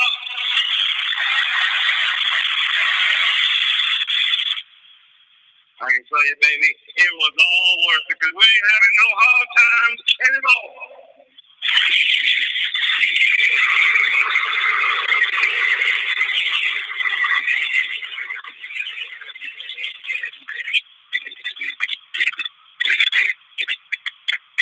Interesting situation developing here on Monday Night Raw. You think? Here's your former champion, the dude, and best friend of Dean Ambrose, Roman Reigns, as soon as being greeted as the guy.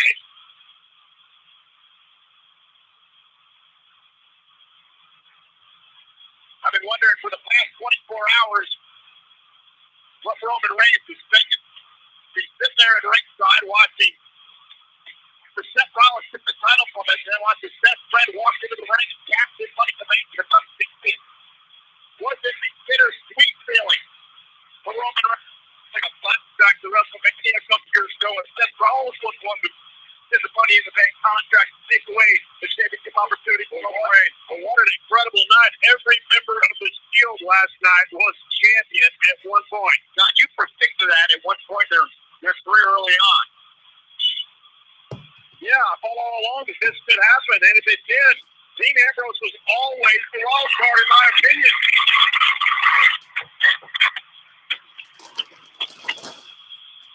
That opportunity was so close over the past few months.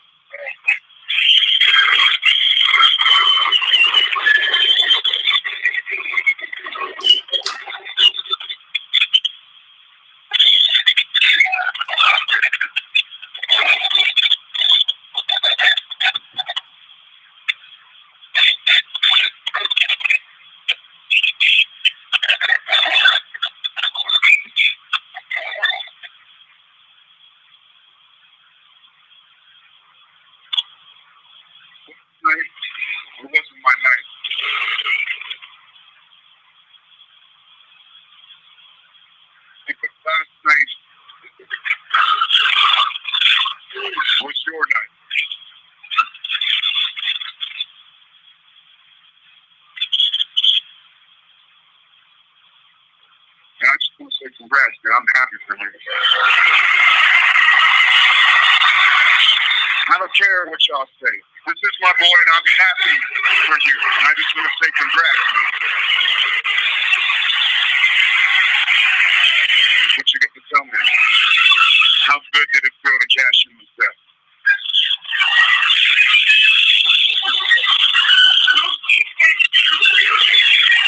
I would have cashed in on you too, man.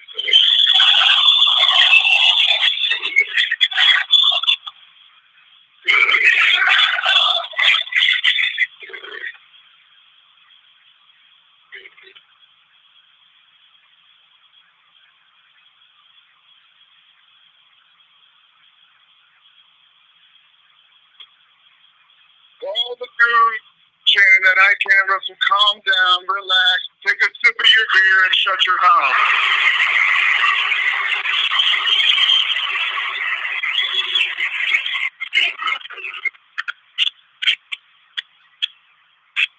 The fact is you are a champ, and my question is, are you a fighting champ? Because I do have a rematch, and I'm not going to anybody else except to you.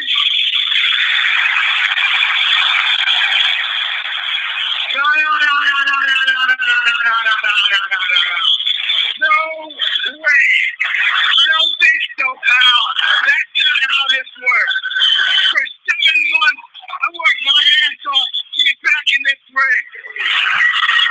Last night, I achieved my dream when I beat you right in the center of this ring. So you get to the back of the line. I won the title. Fair and square. And then he stole my championship moment from me.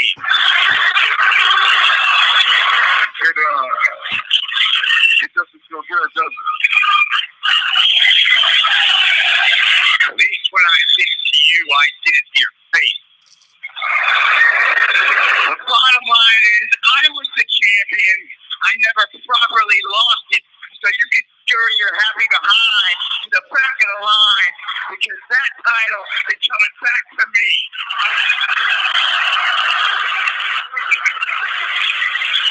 But you said you didn't lose it? Hold up, you didn't lose that? If you didn't lose it, then why is that title on Ambrose's shoulder? Are you not listening to me? He stole that from me.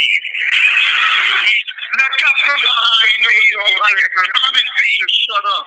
Just shut up and stop complaining. It's very simple. There is a very easy way to settle this. Oh boy, there is nothing to settle between you and I. I beat you last night. I am better than you, and I deserve the rematch.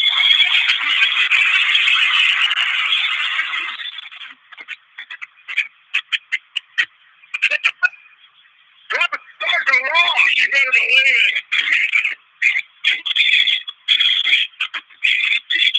Good luck, Gene. I'll straighten this out.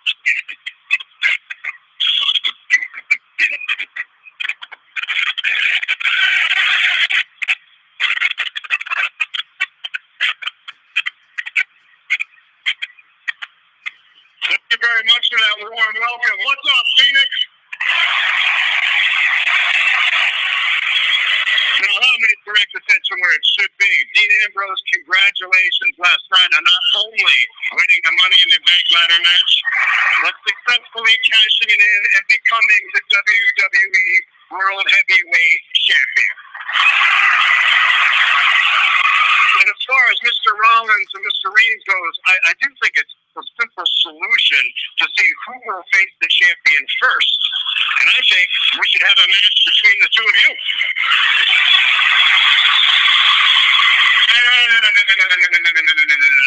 No, we don't need to have the match. We had the match last night. You can't go around here making decisions. Did you consult Stephanie on this?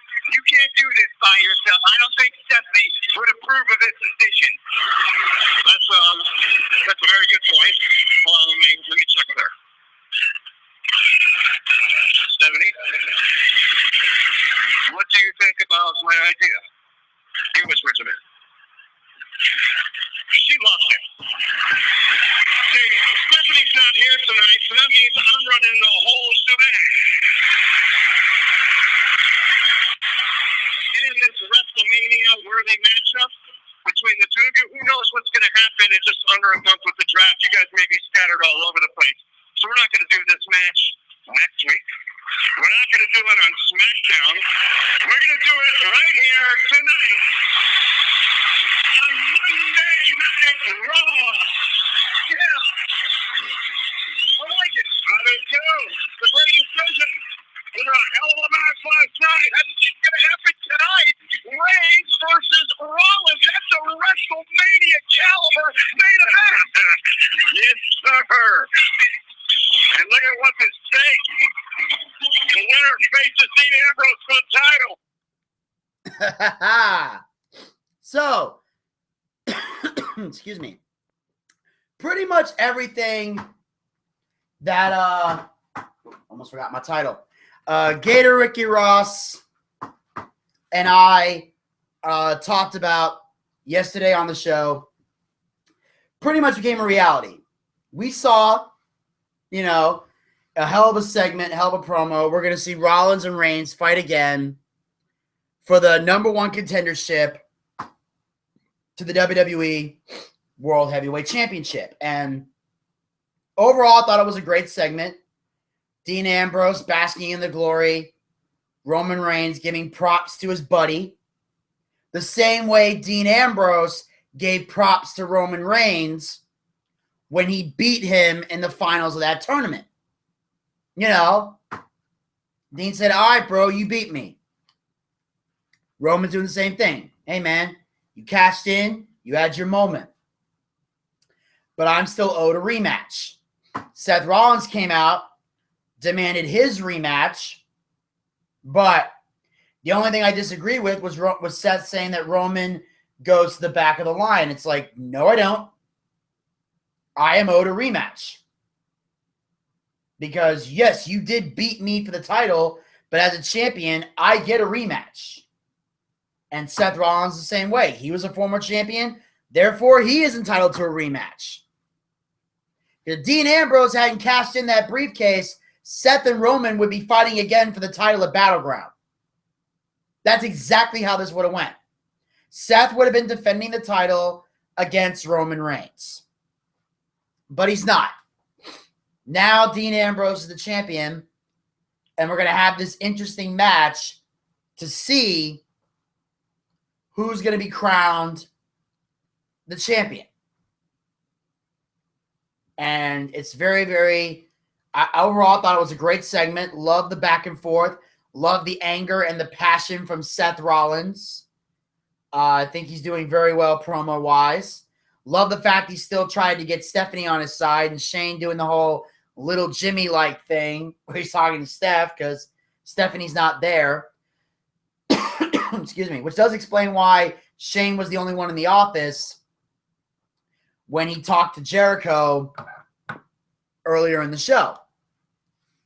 So it was very interesting to see, and I, for one, enjoyed that. So I thought it was a great segment. I love the booking from Shane, and the winner of the match will face Dean Ambrose at Battleground next month. And on that note, we are going to move on to the first official match of the we already talked about this. The first official match of the evening was Sami Zayn versus Kevin Owens, but we already touched on that earlier, and I gave my thoughts on it. I will say that I love the fact that, you know, Sami Zayn got a roll-up pin, which was great. I was just glad to see Sami finally get a victory because I felt that he was getting screwed over by management and constantly giving Kevin Owens the victory. So now they beat him down after the match. They come back from commercial break. They're still brawling. It was an epic backstage brawl. Loved it. You know, they're trying to separate him, but Sami breaks away, runs across some stuff in these like boxes and stuff, and just jumps on top of Kevin. So you know they're gonna have another match. They're gonna fight again at Battleground, and Sami Zayn damn well better win at Battleground. Because if they keep feeding into Kevin Owens, this rivalry is going to suck. Because I believe this rivalry is way too one-sided. And I think, and even though Desmond is a friend of mine, and I love having him on the show, I think his whole theory about Kevin Owens staying relevant is complete and total bullshit. It's pure bullshit. And does not need to be happening. And on that note, after the brawl, we cut back and we get a surprise appearance from another former general manager or authority figure looking to campaign to run SmackDown. Now, at first, we had Teddy Long come out and try to campaign for his spot. Obviously, he didn't get the job. Last week, Corporate Kane returned in an attempt to get an opportunity. Sadly, he failed.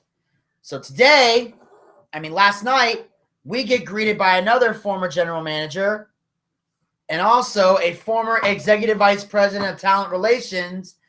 All of a sudden, John Laurinaitis. Dear God in heaven, I hate this man. But he shows back up here on Raw.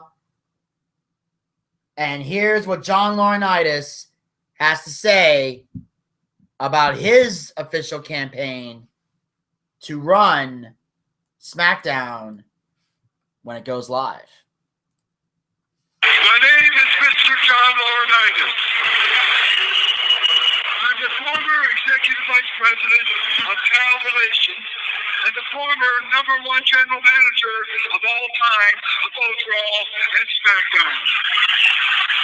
Feel free to look me up on the WWE Network, which, by the way, the first month was free. It's the news today that on the first live SmackDown TV on July 19th will feature the WWE brand extension draft. This without a doubt. Say no matter. Come on over, Shane. Okay, come on. I'm talking to my WWE universe. Yeah, we're listening.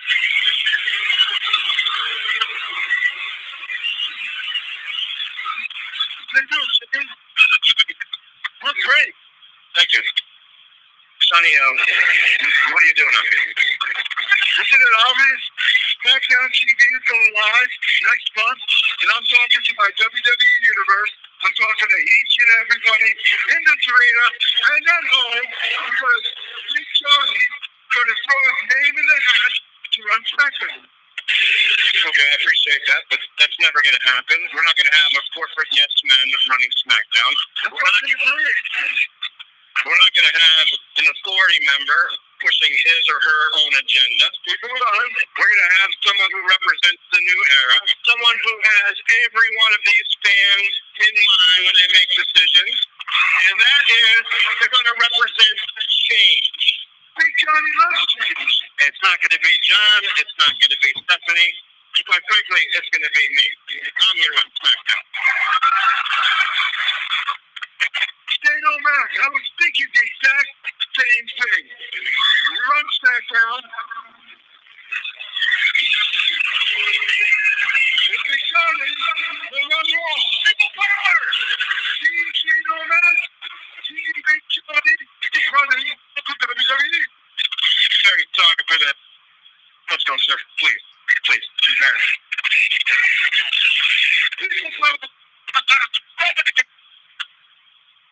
Let's get back to it.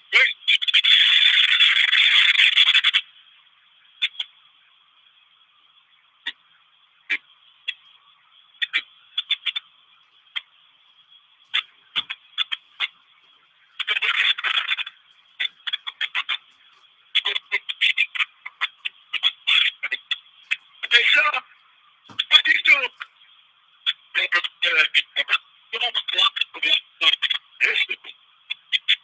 It's the brand.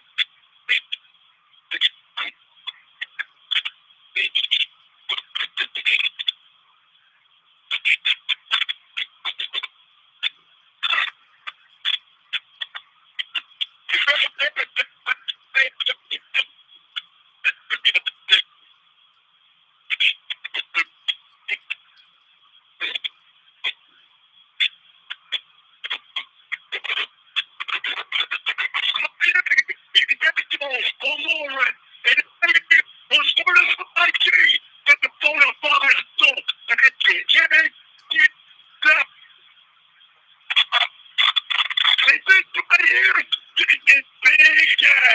And he doesn't want ball. And I guarantee that.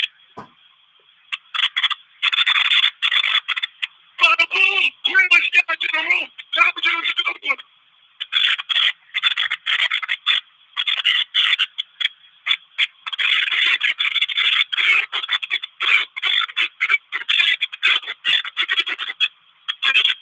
Just a second ago, I heard it. Johnny Laryngitis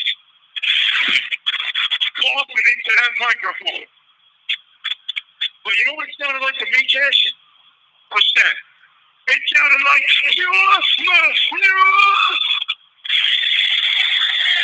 what went down like this to break in layman's terms for you, okay? If I had a dime for every single time Johnny Laryngitis opened up his mouth and something relevant came out. I think it's somewhere right there. I would have $0.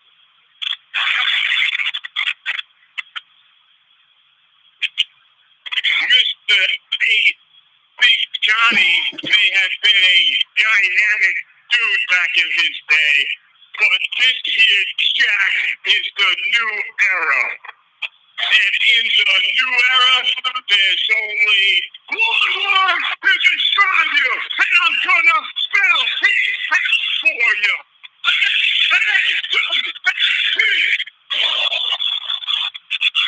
Now there it is.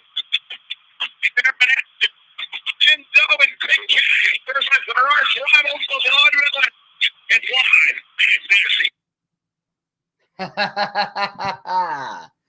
Ladies and gentlemen, I am proud to support people power. Are you fucking kidding me?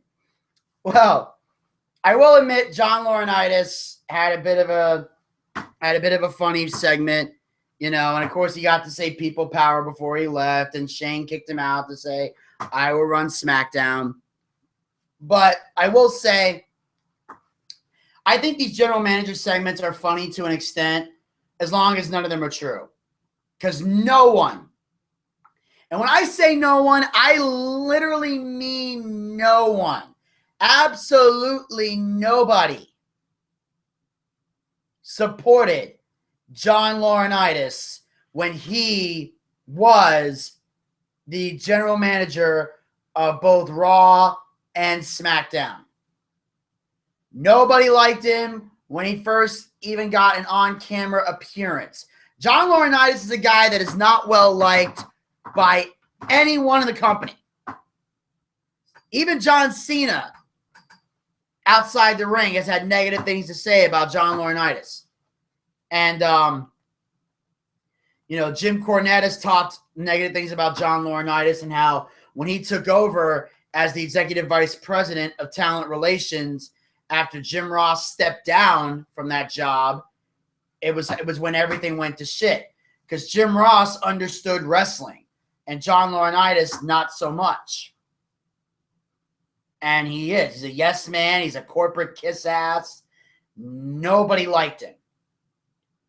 And nobody would take him seriously as a general manager of either show.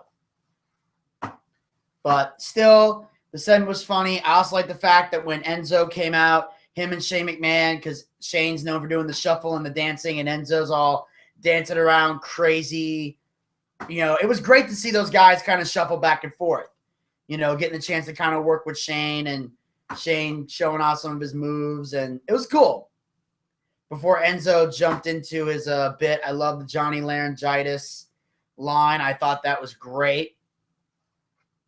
And just, again, shows that Enzo Amore and Colin Cassidy are amazing on the mic.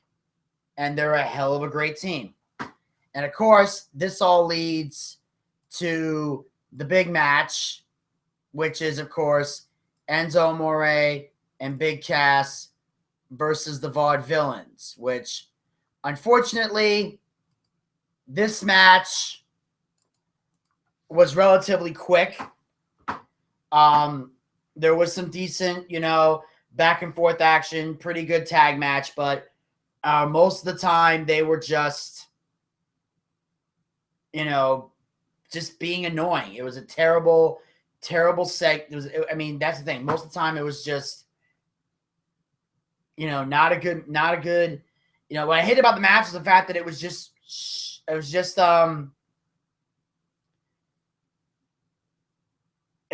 short, and I disappointed in that.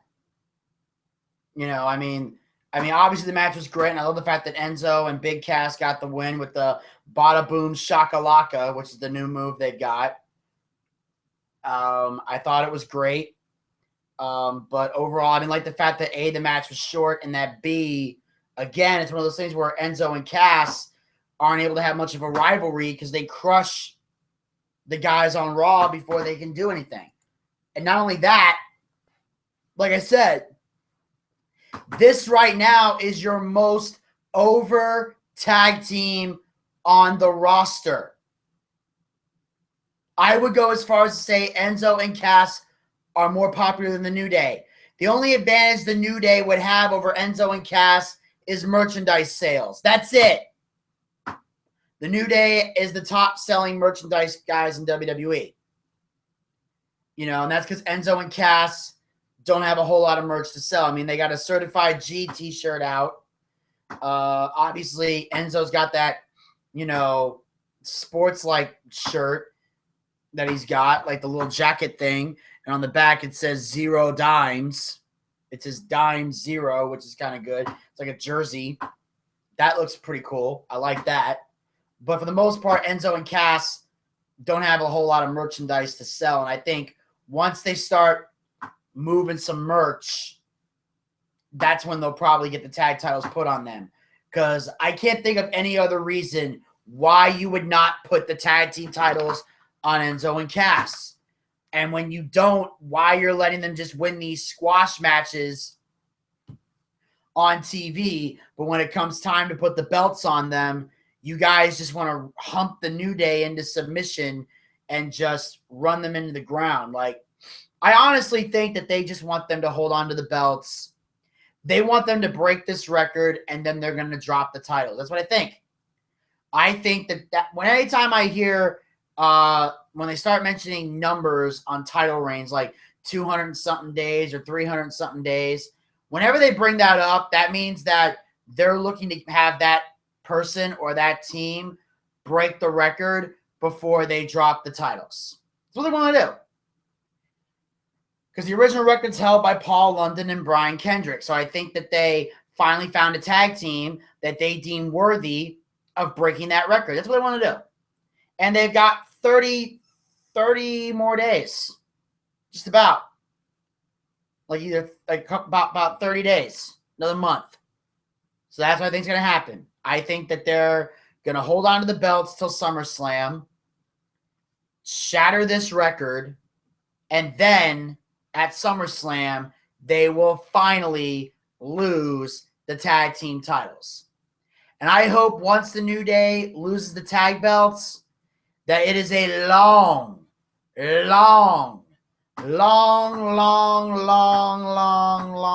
time before they ever see those championship belts again. Before they ever see those championship belts again, they need to drop those. They need to, stop being champions for a while. That's what I believe. And right now I see we got about 4 minutes left in the show. So for the live listeners, I'm going to go through the matches that happened, and then we'll play the clips in the archives. So what I'm going to do right now is, after the segment between John Cena and AJ Styles, where AJ basically demands an apology and, from the Gallows and Anderson, they give the apology. Cena doesn't buy it. So Styles decides to book a match of his own, where we see Carl Anderson versus John Cena. And what was the ultimate squash match. Basically, without getting a single punch in, John Cena just physically decimates Carl Anderson, goes for the 3 count, but then the club attacks out of nowhere. And it was a very slow-paced match because every time Cena would knock down Carl Anderson, he would look to see the club, and they wouldn't come out. So when he finds the attitude adjustment, goes for the cover, boom, they come out. So John Cena wins by disqualification, and then the club beats Cena down. And then after that, we have another squash match. Zack Ryder, Baron Corbin. Of course, Zack Ryder tries to fight back, does a couple good moves like an elbow drop, and that's about it. Then Corbin hits the end of days, gets the victory. Pretty much another pointless match of the night. Then Paige goes up against Charlotte for the women's championship. The match itself was great. I thought we already talked about this at the beginning at the top of the show, so never mind. Sasha made a return. And then Rusev went one-on-one against Lana. No, Rusev went one-on-one against Titus. Sorry. And then in the end, they have another match. But unfortunately, this match never starts because basically these guys end up beating the hell out of each other on the outside.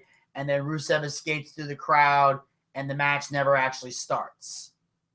Then we have the main event match for the WWE World Heavyweight Championship. Seth Rollins versus Roman Reigns. These guys have a great, amazing main event match. Awesome back and forth action from both these men. Pretty much, it's not quite what they had at Money in the Bank, but it was most definitely the most amazing segment you could possibly get from these guys. They definitely delivered on a massive level. And then in the end, though, they end up beating each other up on the outside. Reigns spears Rollins over the Spanish commentary table and doesn't break. And then the referee ends up counting both men out, and it becomes a double count out, and now we have no winner. So Shane McMahon comes out and says, we need a number 1 contender. We can't end it like this. So Dean Ambrose comes out and says, tell you what, Shane, I'll fight them both. I'll fight both men on the same night. How about that? And Shane says, you have the respect of a fight. He said, that is the heart of a champion. But I'll do you one better. We'll make it a triple threat match. Seth Rollins, Dean Ambrose, and Roman Reigns at Battleground. Shield triple threat taking place. All right, and that, ladies and gentlemen, will wrap up this episode of the Boochcast for the live audience. I want to thank you guys so much for tuning in, and I'll be back tomorrow with another fun-filled, action-packed episode of the Boochcast. I'll be recapping TNA Impact Wrestling, and I'll also be playing an interview that I did with Jason Weber regarding the case of a gentleman by the name of Joshua Swartz. So be on the lookout for that coming up tomorrow, and I will chat with you guys next time. Thank you so much. Talk to you tomorrow. All right, folks, we are now in the post-show wrap-up. This is the archive section. Since I already got all the matches out of the way, we'll just jump into some fun-filled segments here. So I'm going to jump back up a little bit, and this was after the match between Enzo Amore and Big Cass against the Vaudevillains. So AJ Styles made his way out to the ring, and he's smiling at the crowd as they give him a hand, and of course, he was on the Stone Cold podcast. And basically, apparently, AJ Styles, the crowd begins to boo him as they see the results of the club coming out and attacking John Cena and allowing AJ Styles to get the victory. And Styles apparently shares the same feeling that the audience does, because here's what AJ Styles has to say about the assist that he got last night when he beat John Cena. Hey, you guys seem pretty happy, and I wish I could say the same. I mean, I should be happy. I mean, I feel like I've been this for years. This moment in time, this this match that may happen the way it should be, the way I wanted to in my head. I dreamt about it, and oh man. And then it became a reality. This dream match between John Cena and AJ Styles was painted by two guys who are supposed to be more than brothers to me. I mean, I beat John Cena.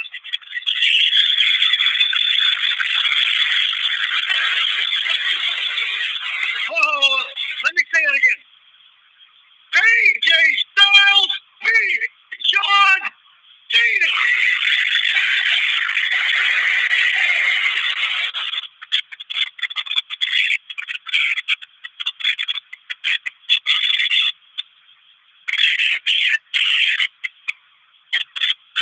So here's the thing. It didn't go down the way I dreamt it would.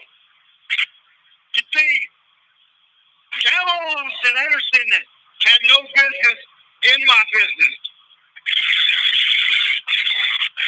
So if the club is going to continue together, well then, I'm going to have those guys come out and give me a public apology. That's what I need. I need Gallows and Anderson a public apology right now. Right now. Guys, I'm serious. If the club is going to continue together, get out here right now and apologize to me.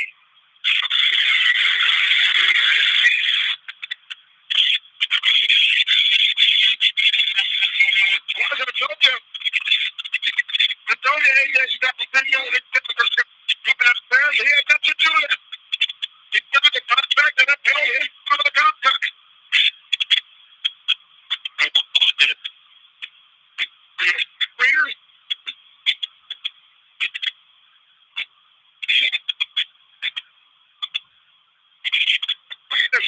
Look at this. They were the right style as well.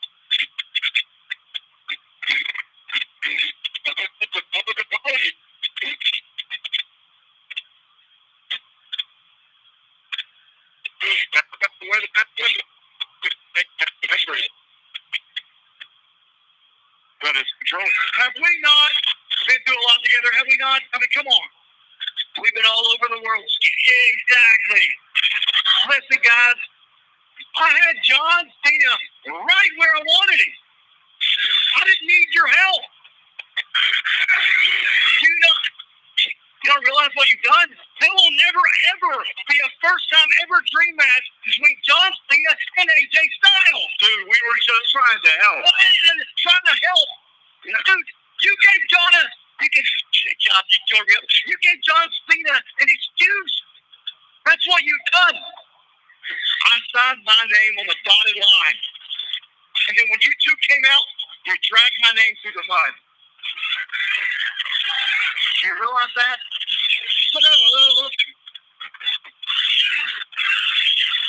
So I need both of you to look me in the eye and apologize. Both of you. You first, Carl. You look me right in the eye. Right here. Hey, kid. Man, I'm sorry. See that? Yeah, good job. I appreciate it. That's not a big deal, right? Gallows? Come on. Hey, turn that frown upside down. Hey, I need that apology. Look me in the eyes, though. Right here. Big LG. Come on, buddy. You can do it. I'm sorry, AJ. Okay, I'm sorry. There, see, we both apologize. I told you. Well, hold on. I need you to apologize to one more person. John Cena himself. Yeah. In fact, Cena, please come out here and accept this apology. Please.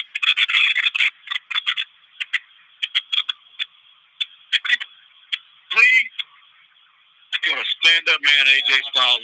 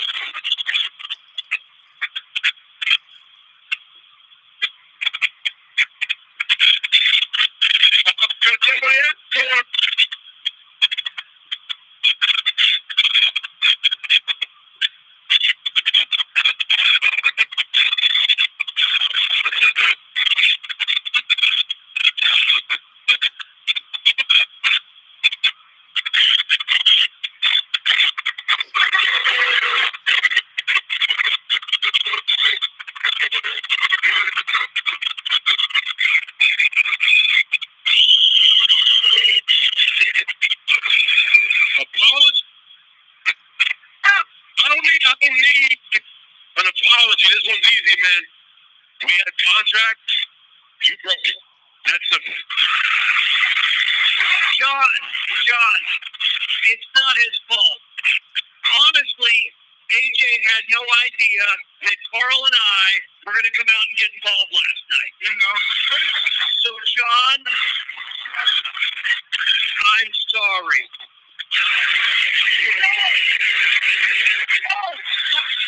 Listen, John, listen.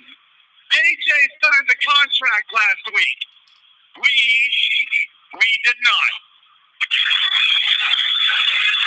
And we took advantage of that fact. And for that,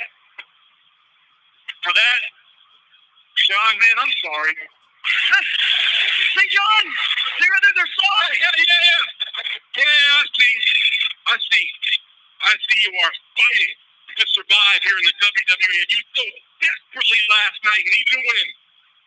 And you got one by any means necessary. But this, AJ, is what you don't see. This is the moment where you should be congratulated and move on to bigger and better things. Number one contender, maybe a future champion, but you're not. You stand in that ring with your club in your hand, backpedaling with some stupid apology that's just a cover-up to prove you're not as good as you say you are.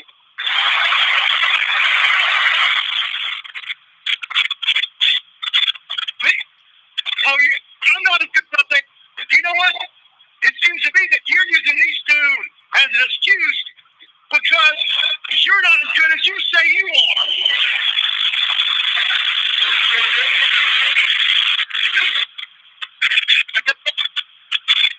Here's the difference. I'm respected for winning. Winning is the key to success in WWE. When you win, night in and night out in that ring, well, hell, man, that's what a champion is made of. Just what you don't get. Right up there with winning, AJ, is being a man of your word. As a former champion, I can know you face some hard times, and when your back is against the wall, man, you got two things: your balls and your word. Last night, you proved that you don't have either one of them.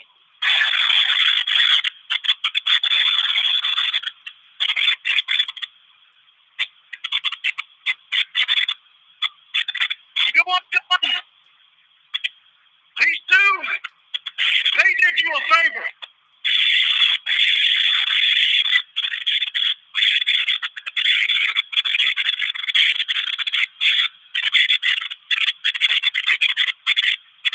Apparently real recognition that is real.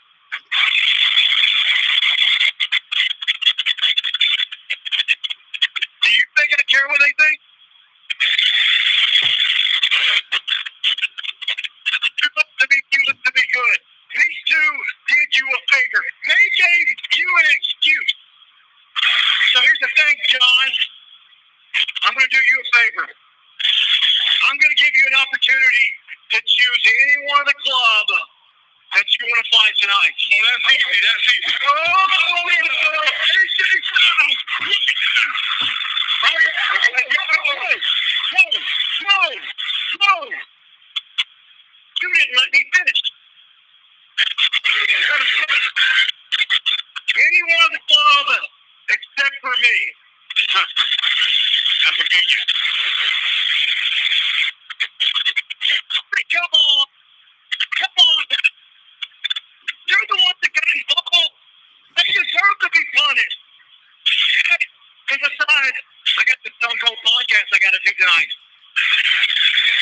And on top of that, I've already beat you, John.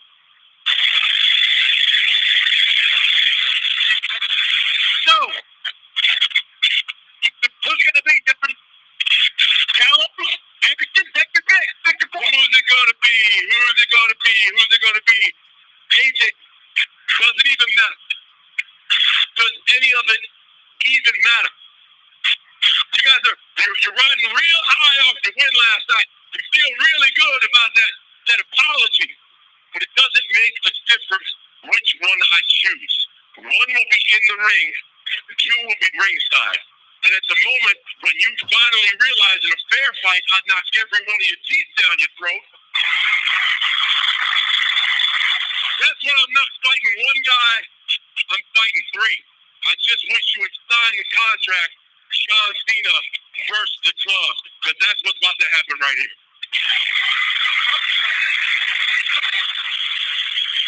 You're wrong, John.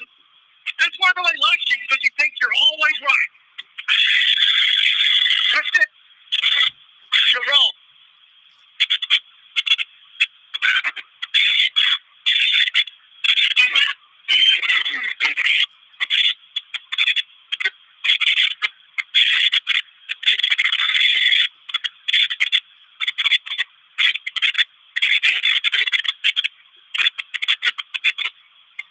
Like I said, you're wrong. I am a man of my word. Oh, yeah. It's going to be Carl Anderson against John Cena one-on-one. No. Again, you're wrong. Carl Anderson is going to knock your teeth down your throat, and then you're going to realize you're not as good as you think you are. All on his own.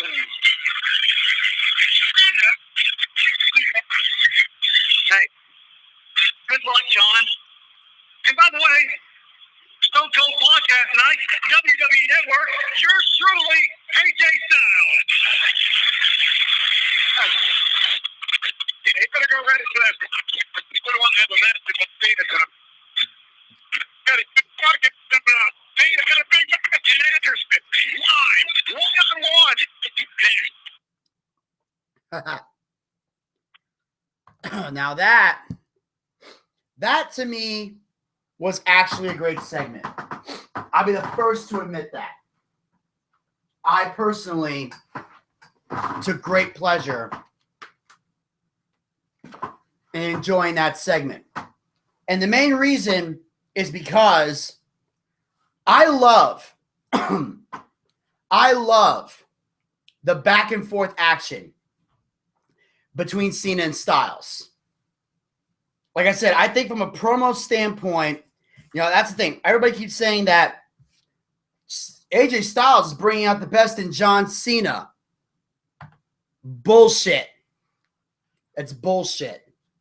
Cena verbally is bringing out the best in AJ Styles. And I am loving these promos. And, a lot of people complained about the match they had, about, Anderson not even getting a single punch. Here's the thing. I look at it like this. It's Carl Anderson. I'm sorry. I look at Carl Anderson. I don't see a future WWE World Heavyweight Champion. I don't. That's not a man that I see becoming the world champion. I don't see him becoming a main event player. I see him and Gallows being tag team wrestlers, and that's it. So as far as I'm concerned, Cena does not need to put over Carl Anderson. Cena does not need to make Carl Anderson look tough or look strong. The only person who needs to look strong when fighting John Cena is Styles. Not Anderson, not Gallows. Definitely not Gallows. Are you kidding me? I mean, I like Gallows, don't get me wrong, but he's a great guy and all.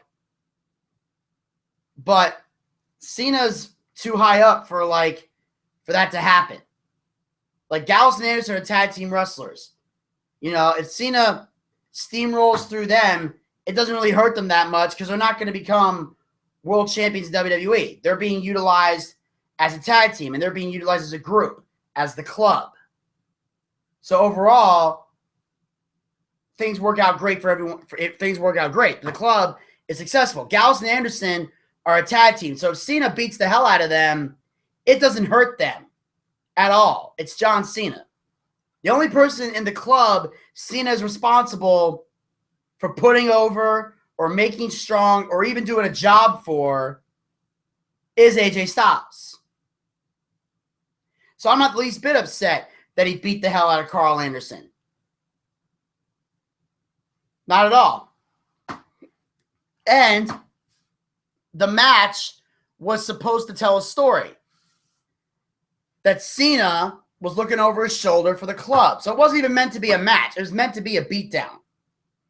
And that's why the club finally came out just when Cena felt, okay, the club's not coming, so I'm going to pin this guy. Boom. That's when the club strikes and beats down on Cena and leaves him laying. So in the end, the club stays dominant because as a team, they have left Cena down. And they managed to make Cena get a Cena chant, which we don't see very often anymore, where the crowd is just chanting Cena. Not let's go Cena, not Cena sucks, none of that. Just Cena, which we haven't seen since the Thugonomics era. And maybe there was a brief period of time in the PG era where it happened, but most of the time that doesn't happen.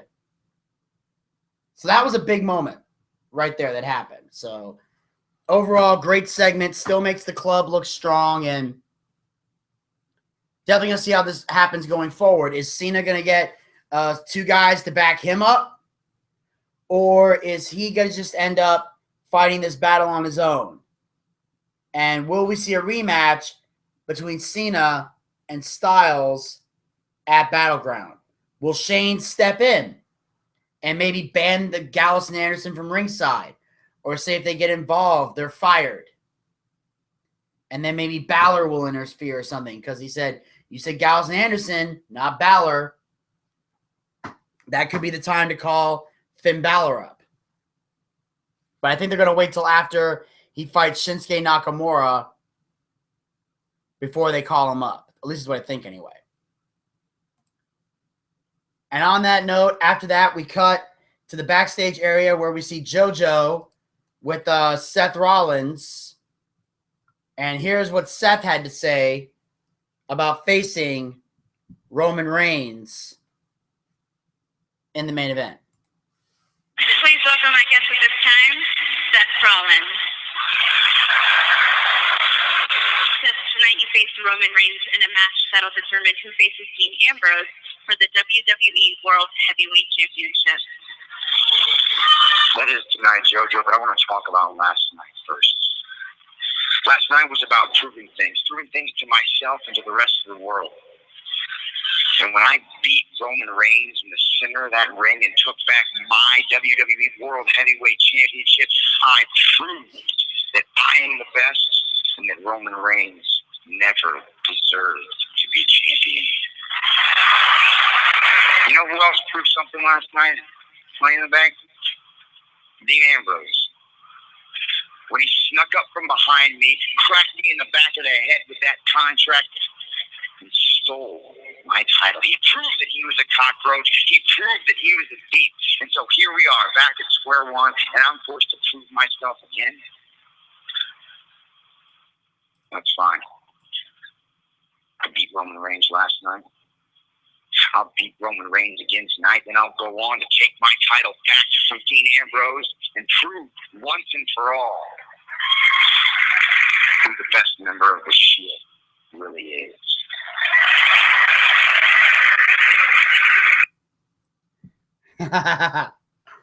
Well, of course, as we know, Seth Rollins only got that half right because, he is going to get the title shot at Battleground, but he'll be in a triple threat match because he ended up getting the double count out from Roman Reigns. But it does show, again, Seth Rollins is starting to get comfortable with his somewhat new persona, and having to stand on his own 2 feet and complaining about the title he never lost. And unfortunately, he's still not doing quite as well on the mic as I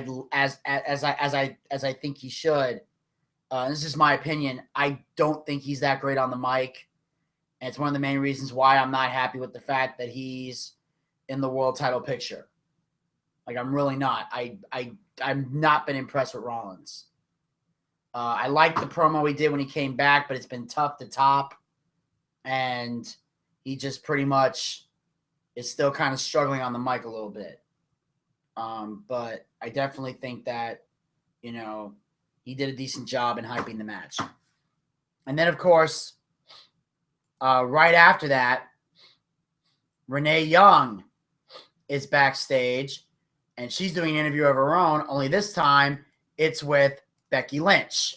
Because as we mentioned before, Becky Lynch, got betrayed by Natalya. She turned heel, and, obviously Becky's not happy about it, and here's what she had to say about Natty's betrayal.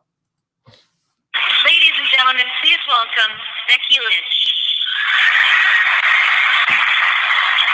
Becky, last night after being attacked by Natalya, once again, somebody that you thought was your friend stabbed you in the back. How are you handling this betrayal? I don't know, Renee. It's like I'm cursed or something, First Paige, then Charlotte, and now Natalya. It doesn't add up.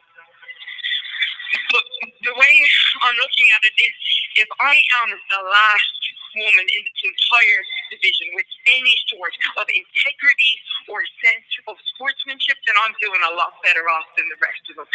So I am trying to figure out why these girls do what they do. Why did Natalya attack me? I don't know. I have no idea.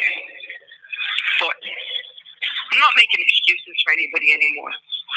Renee, I'm going to take this knife out of my back. No apologies. No second chances with me. From now on, it's one strike and you're out. I'm sick of it. Oh my God, that's Natalya. For the first time in years, I'm going to start taking care of me. Hopefully that answers your questions, Beck. Well, I guess that somewhat answered the question. Natty wants to stand on her own 2 feet. And I, for one, I like the heel turn from Natalya. I really do. And the reason I like the heel turn from Natalya is because I feel like this could be a new refresh start for her character. I think this is something that could make her more aggressive on the mic. I think it'll make her more aggressive in the ring. I think it's a great way to get noticed with all the top popular divas coming in and women that are being called up. Natty would get lost in the sauce as a babyface. I think as a heel, she'll do a hell of a job. And I also think that as a heel, she can bring a lot more to the table. And I think it could play a major role in her eventually winning the WWE Women's Championship legitimately and being a legit player on the roster, like I said, with all the new stars coming in. So I look forward to seeing how this rivalry goes between Natalya and Becky Lynch. I see it going on for quite a while. And hopefully after this feud, this could lead to Natalya possibly becoming a women's champion down the road. I'll be intrigued to see how this happens. And, of course, after that was the Baron Corbin-Zack Ryder match, which, as I mentioned earlier, pretty much a waste of time. Don't know why it was even there. This is now Baron Corbin taking down jobbers, and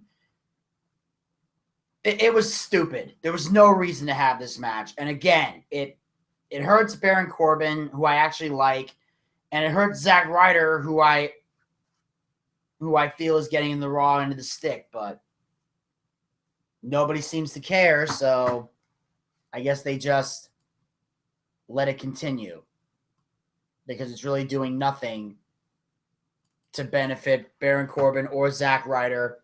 It was just a random match that wasted everyone's time. There was no reason for it. And on that note, we cut to the backstage area where we see Paige. This was before the match with Charlotte. And, of course, she's being interviewed by Renee Young. And here's what went down when Renee chatted with Paige. Ladies and gentlemen, please welcome Paige. Paige, your 2 victories over Charlotte over the last several weeks has actually earned you an opportunity at the Women's Championship tonight. Why do you think you've been having so much success lately, especially in regards to Charlotte? Well, me and Charlotte aren't exactly strangers. I mean, we had this weird, wacky sisterhood back in Team PCB. God, that was so weird. Well, you know what? I've been feeling a little bit lost lately, Renee, and I can't really exactly. What are you looking at? What happened? You were saying you would get service. I'm getting service now. I don't know. Okay, typical Charlotte. Not letting anyone else have the spotlight. Isn't that right? Yeah, what happened last week with the fluke? It was Dana's fault. Completely my fault. I'll take the blame for it. And let me remind you, Paige, when PCB split, I rose to the top while you sunk to the bottom of the division like the Titanic.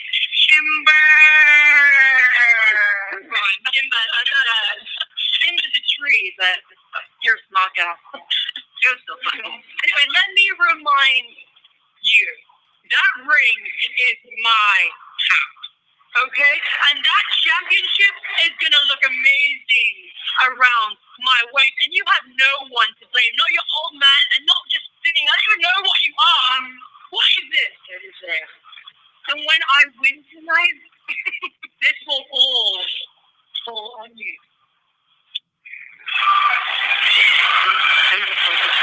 You're the protege. She can't flex it. Never. Well, obviously, Renee got distracted by Charlotte and Dana Brooke, which is why, Paige was getting pissed off at Renee going, "What are you looking at?" And just going insane in that regard. And, of course, Paige, obviously, telling Charlotte can never let anyone have the spotlight and the breaking up of PCB and everything, which ultimately Paige was the one that broke the team up. And it was awkward. Like, then when Charlotte split and eventually when Charlotte became champion, she later turned on Becky. So that's kind of what happened. Paige turned on both of them, and then Charlotte turned on Becky, and that ended that whole thing. So that was why PCB ultimately broke up. And it's true, like Charlotte went to the top. And, of course, Paige got lost in the sauce. No one really knows. Paige doesn't even know half the time what she's doing. And Becky's now about to be locked into a feud with Natalya. So, to each his own, I guess. And, of course, the women's title match, we saw how that ended. But overall, Paige, she's pretty much just sitting around. Like I said, she was pretty much the backup plan if Sasha couldn't go. But now that it looks like Sasha Banks is going to be ready to go and take the title at SummerSlam, I think that's probably the last we're going to see of Paige for a long time, unless they decide to do something where she teams up with Sasha to take on Charlotte and Dana Brooke at Battleground. I really don't see what else is going to happen with Paige. And then, of course, after that, we cut to the backstage area with Roman Reigns. And here's what he has to say to JoJo about facing Seth Rollins in the main event. Roman, last night Seth Rollins beat you for your championship, but tonight you have a chance to. Last night, Seth Rollins proved he's really good. Tonight, I'm not going out there to prove anything. I'm going out there and I'm just going to be the guy that beats Seth Rollins.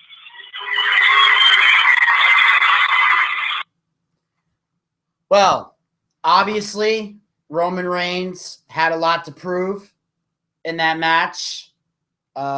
Clearly wanting to step into the ring and wanting to, take out Seth Rollins. And obviously, as we all know, like I said, it was a double count out. But, Roman obviously is starting to feel the effects of losing to Seth Rollins last night, and now Roman trying to second guess or doubt himself. And part of me wonders if this is going to be the inevitable thing that leads to the heel turn that we all expect to see from Roman Reigns. Because we know it's slowly happening. We don't know when, we don't know where, but the heel turn is going to happen. And we all know when it happens, it's going to change his whole dynamic. And I think that fans are going to start to appreciate Roman Reigns a lot more when he gets to show what he can do as a heel. And we see here we got, and on that note, we cut, and then of course, after that was when the New Day and the Wyatt family went up against each other, and then we had the match with we had the thing with Renee Young and Titus O'Neil where the match got thrown out. But before it got thrown out, Titus O'Neil had a passionate message to send, and here it is. Please welcome Titus O'Neil. Titus, you asked for and was granted a match tonight against Rusev, but last night you actually came up short against the Red Sea. Not to cut you short, Renee, but tonight it ain't about wins or losses. It's not even about the United States title. It's about Rusev blatantly disrespecting me and my kids last night at Money in the Bank. So as far as I'm concerned, he sent the message he wanted to send last night. So I plan on sending a message tonight, loud and clear. Don't you ever disrespect me or my family. And that is a message that any family man would want to send in that scenario. And of course, Rusev yelling his family sucks and that he's a loser. And that's what led to the emotion and the match getting thrown out. And based on that, I think what's going to happen is these guys are now going to have, I see these guys having another rematch for the United States Championship.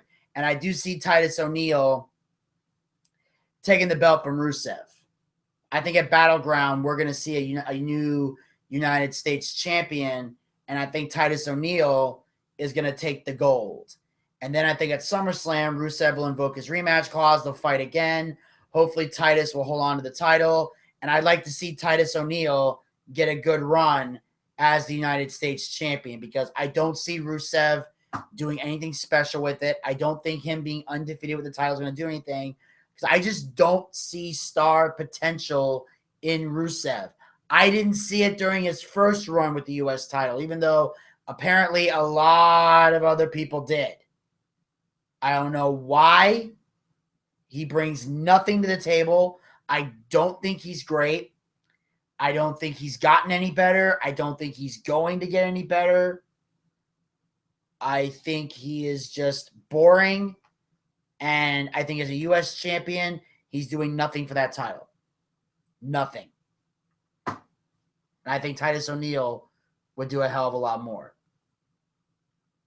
And then, of course, after all that, we catch up with The Miz, who, as we all know, The Miz is filming these weekly videos while he is off filming the Marine 5, and he's doing this as the Intercontinental Champion. And here's what happened this week, which is now being dubbed The Miz Report.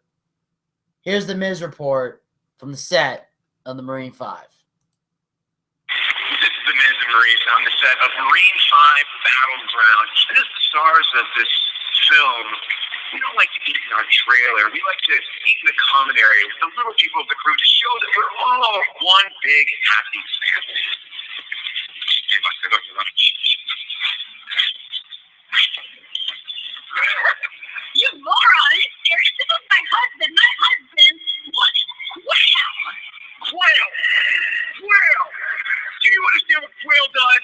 It has protein and nutrients that I need. Maybe you don't need it because you look like that and I look like this. Nobody looks like me because I eat quail protein and she eats quail protein. And you don't understand how to get that done. Can anyone on this entire crew do anything right?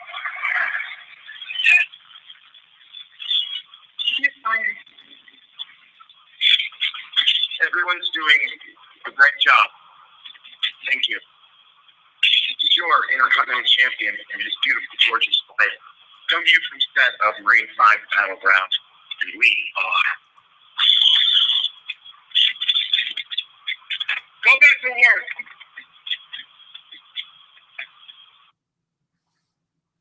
work. So, obviously, apparently these videos are just The Miz on set being a whiny Hollywood diva. Which, to me, again,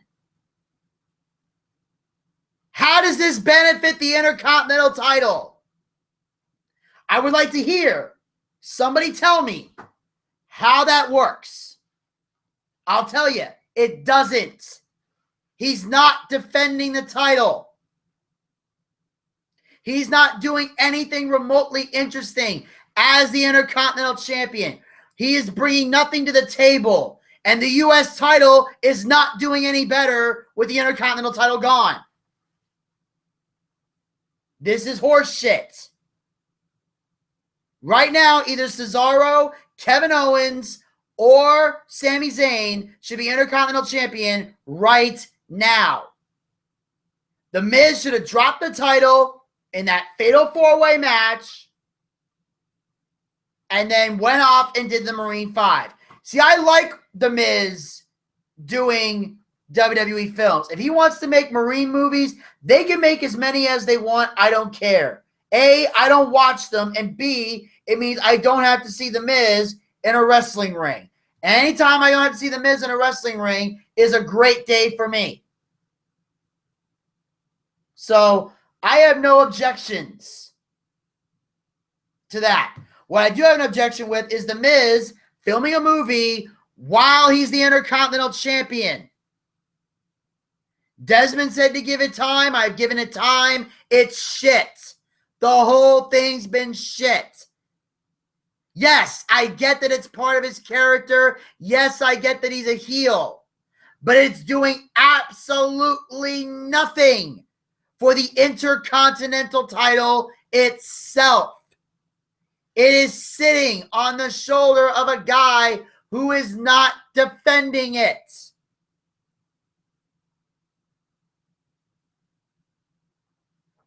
Jesus Christ. This is goddamn ridiculous. And I don't get it. I don't get it.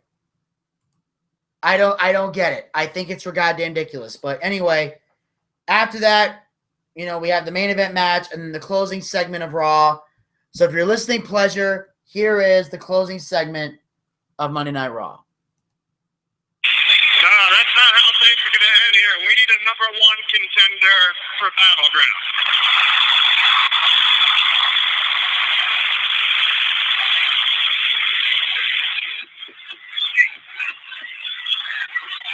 Hey, Shay, let me tell you how we're going to do things. Let me tell you how I do things.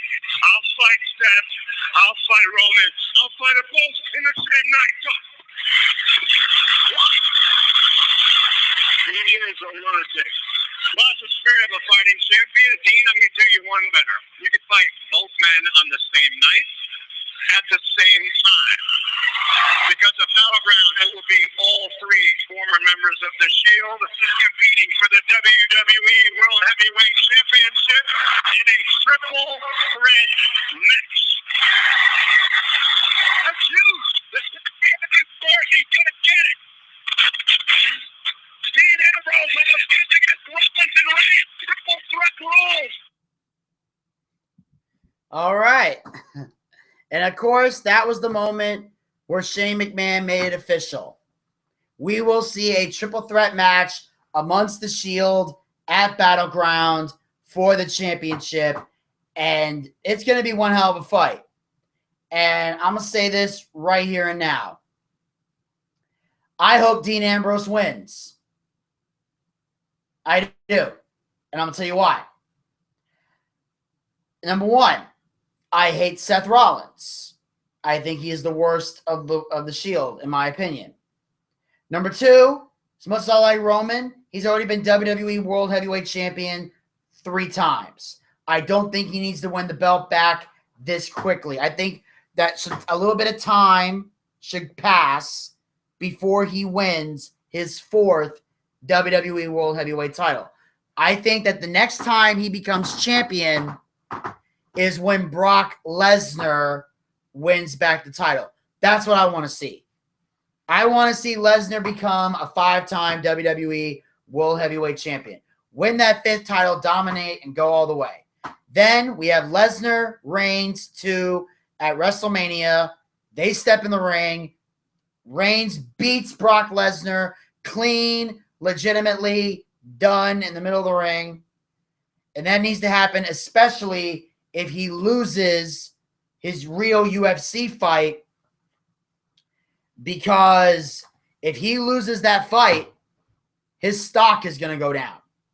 You can't build him as the beast incarnate in WWE if he gets horribly dominated in this fight. It's not going to have the same effect. So we're going to see what happens with that. But that is going to be nuts. But I definitely look forward to the Shield triple threat. I think it's going to be awesome. I like to see Dean Ambrose win because I want him to have a good, long, decent run with the championship, because I feel like he, out of all the members of the Shield, was the most deserving of the title. So I like the fact that he's holding on to that belt. I think it's good for him. And on that note, ladies and gentlemen, that will officially wrap up the Monday Night Raw recap. I've got about 16 minutes to go in the show, so we'll just run down the list here. I'm going to close out today's show with a recap of the Stone Cold podcast with AJ Styles. Now, normally I do this at the beginning of the show, but because of the call-in from Frank, I'm kind of switching things around a little bit. So let's make this happen. AJ Styles, basically talked about him coming into WWE. He said that AJ Styles admits he was nervous when he first walked into WWE, but everyone made him feel at home. He's very happy, and he said he's very happy to be in the WWE, and he loves to work for his success. He doesn't want anything handed to him. He always has something to prove because of his size, but it's not necessarily a chip on his shoulder. It's just something he knows he has to fight for, and he doesn't mind having to fight for it. He's not afraid to work hard. And when you're not afraid to work hard, people's like that about you. And then Austin gave some advice to AJ Styles, and kind of, which basically there was a lot of censorship going on in this one, where he says he needs to beat the fucking shit out of Cena. I'm assuming that was what he said. Every time they step in the ring, so AJ can keep himself relevant and not get lost in the sauce. So every time he's in that ring with Cena, he's got to be aggressive. And that was the advice that Austin gave to Styles, and Styles didn't mind taking the advice, which is good. You know, when a legend like, I don't care how big you are in the business, when a legend like Stone Cold wants to give you advice, you take it. Unless you're either a peer of Stone Cold or someone higher up than Austin, like a Hogan or a Bruno Sammartino. They don't need to be taking advice from Stone Cold Steve Austin. But But Austin passing talent down to generations after him is always a good thing. And then, of course, AJ talked briefly about his life. He said he was born on a Marine base in North Carolina, but his family moved to Gainesville, Georgia. His dad was an alcoholic. He said deep in his heart, he always knew his dad loved him. And when he wasn't drinking, he was the best dad in the world. But when he was drinking, he was a terrible father every time he was an alcoholic. And when he was drinking, anything could piss him off. His dad would sometimes take it too far with the beatings. Like, he understands, like, physical discipline for kids. He's not against it. But his dad would take it to unnecessary levels. And I do believe that. You know, there's a fine line between disciplining your kid and just plain abuse. There's a fine line. The best parents know not to make it abuse and not to take it to that level. And he said that he learned from his parents' mistakes because he said that's a key thing you want to do. And he also said that he inherited a dad voice from his dad, which means that he can be like, hey, and he can give like an aggressive hey, and he knows that it's a way to let his kids know dad's not playing around and you guys need to act right. This is that dad voice. That means we're no longer having fun. We're no longer playing around. Dad's laying down the law, and if you don't listen to dad, you're going to get a whooping. And, you know, he played football, basketball, and baseball. He wasn't the biggest and the most skilled, but he played aggressive, and that was his advantage. He was never afraid to go after the ball in baseball. Because, like, some people, there would be a pop fly and be like, they'd be scared to catch the ball. AJ's like, bring the ball to me. Like, he was that great. He also did high school wrestling, and he said it's the toughest conditioning on the planet, which it is. I will speak from personal experience. When I conditioned in high school, it's insane. They had us running. We did sprints. We did bear crawls. We did bear crawls on one leg. They had us doing like everything. It was nuts. We would run up and down the stairs, and because we had a 2-story high school in Colts Neck. You know, in Northview, it wasn't that aggressive because it was only a 1-story building, but they still worked us to the bone. Like, conditioning and wrestling is insane. Some of the best athletes in the world can do that. And he said when he wrestled to hurt people, not just to win. And he said one guy, he would get thrown out of him. He would get disqualified and thrown out of a match for like yelling aggressive shit. Like, I'm going to fucking kill you. Like, he would say shit like that. And Austin said he has a killer instinct, and you have to have a killer instinct, and you have to want to win in order to succeed in any sport. Then he said he went to a Baptist college, and it kind of changed his attitude. He studied physical education, and he dropped out because he didn't like school. Like spring break, he just realized, the hell am I doing here? I don't want to be here. So he dropped out and got a regular job. He said he grew up dirt poor, and he didn't have cable, so it was hard for him to watch wrestling. But being dirt poor made him appreciate everything. Like, he would go out to get the mail, look at his house, and just smile at how great his life is now. You know? And he doesn't live in a mansion. He lives in a decent, nice house, from what he said. But he learned to appreciate, you know, little things in life because he grew up with practically nothing. He got a regular job. He was actually delivering water. And then 2 friends took him to a wrestling school in Cornelia, Georgia. I don't know if it was Anarchy Wrestling or whatever. He didn't specify it. And he said he took his first bump and realized he wanted to do this.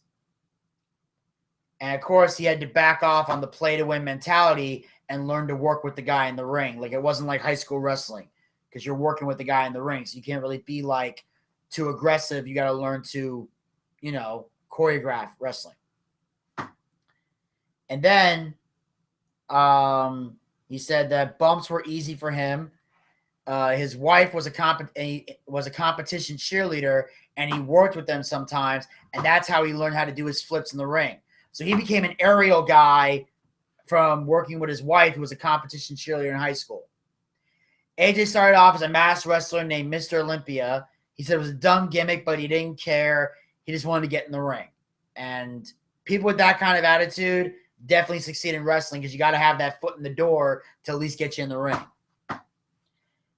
And then he said he delivered water on the side, and he paid for his training by giving them water jugs for free.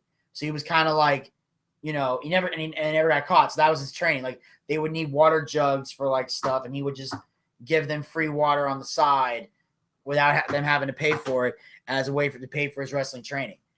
And then Terry Taylor helped him develop his skills. Terry Taylor was a big mentor to him. AJ adapts to the style of any wrestler he is facing, and he says that's the best. That's what one thing he loves. He modeled himself after Lance Storm and HBK because Lance Storm was athletic and Shawn Michaels was a great storyteller, and he had great high flying moves, but he knew where to place them. Then he said he met his wife in high school, and it was difficult when he first got into the wrestling business and he was on the road, but having their kids made it easier for them to handle it because they put their focus on them instead of each other. Like, now we got these kids to take care of. Let's focus on that. And then his wife had children to interact with and talk to and play with, while AJ was gone. And then he said Johnny Ace signed him to WCW and then was the one that told him that WWE wouldn't pick up his contract when WCW got bought out. And they didn't see him as a star, and at the time they were right, according to AJ. He said, I wasn't ready. And I'm man enough to admit I wasn't ready. I would have fizzled out quickly if I came to WWE. He said Christopher Daniels helped him find work and get booked. He did do a tryout match with Hurricane Helms, went to the camp, and did very well. They wanted to move him to Cincinnati, and his wife was in college, and he didn't want her to have to live with his parents because he said, I'm the husband. I should provide for my wife. So he turned it down.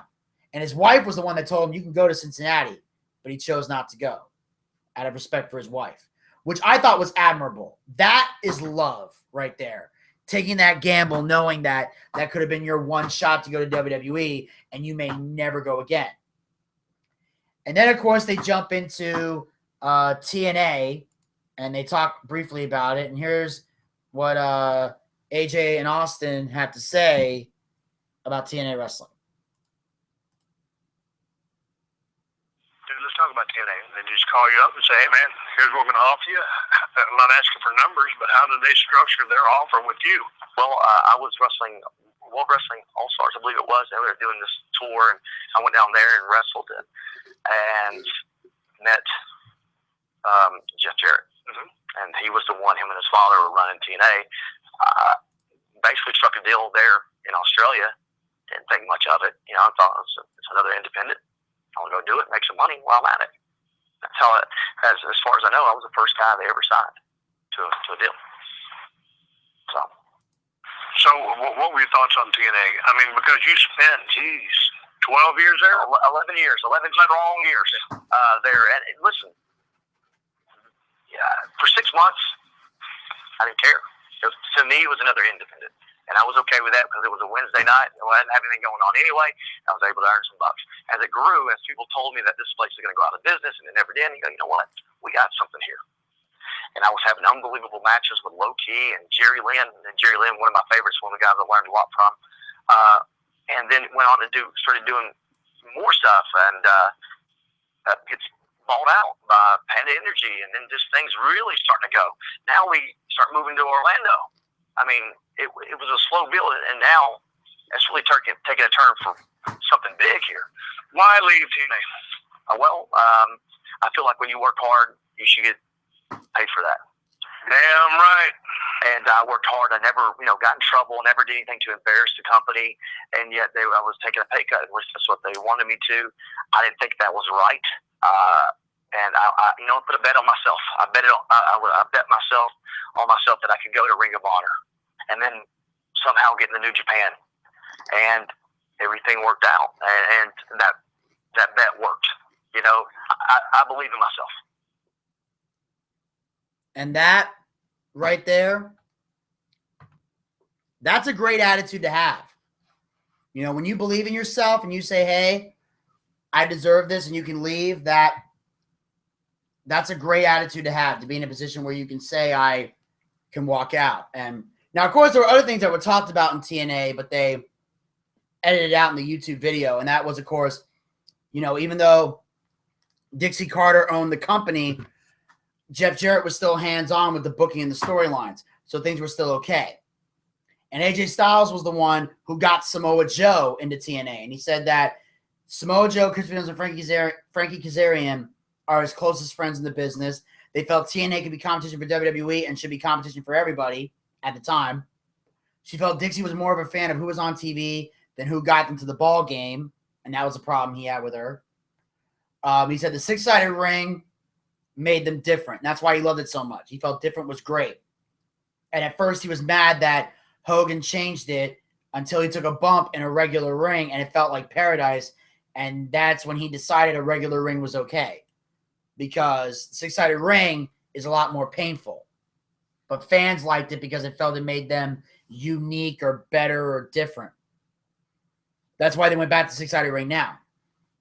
He said the Phenomenal One, his nickname, means he can show you something you've never seen before every time he steps in the ring, and he's having fun.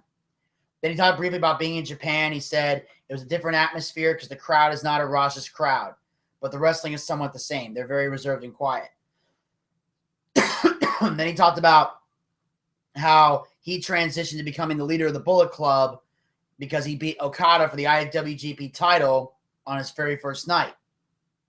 And that Finn Balor was leaving to go to NXT, so they pretty much just swapped. Finn Balor left, Styles went in, led the Bullet Club. And then at one point he talked about how he had Tanahashi in the calf crusher and saw fans in the front row crying because they thought he was going to tap out. And that's how he said he loved how people got passionate in the story in Japan. And he said he created his moveset to be different, and then he modifies moves to make them different from everyone else's. He wants people to say, that's AJ Styles if somebody else uses that. He created his moveset, and then he said nobody in the back got mad when he knocked the Miz's teeth out.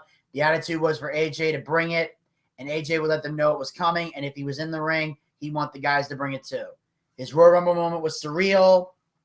He said that he decided to come back to the States because he hated being away from his family, and he was actually negotiating with TNA and Ring of Honor to come back. But then Triple H called him. They had a 30-minute conversation, and he knew it was time to come here. And he said it was tough to leave Japan because they were so good to him. He says WWE is the most professional place he's ever worked for. They give him an opportunity to make a name for himself. He said at WrestleMania it was hard to play off the crowd because he couldn't hear them. Austin felt the same way during the Battle of the Billionaires. People were upset that Jericho won, but AJ said, trust me, I won that night because I was at WrestleMania.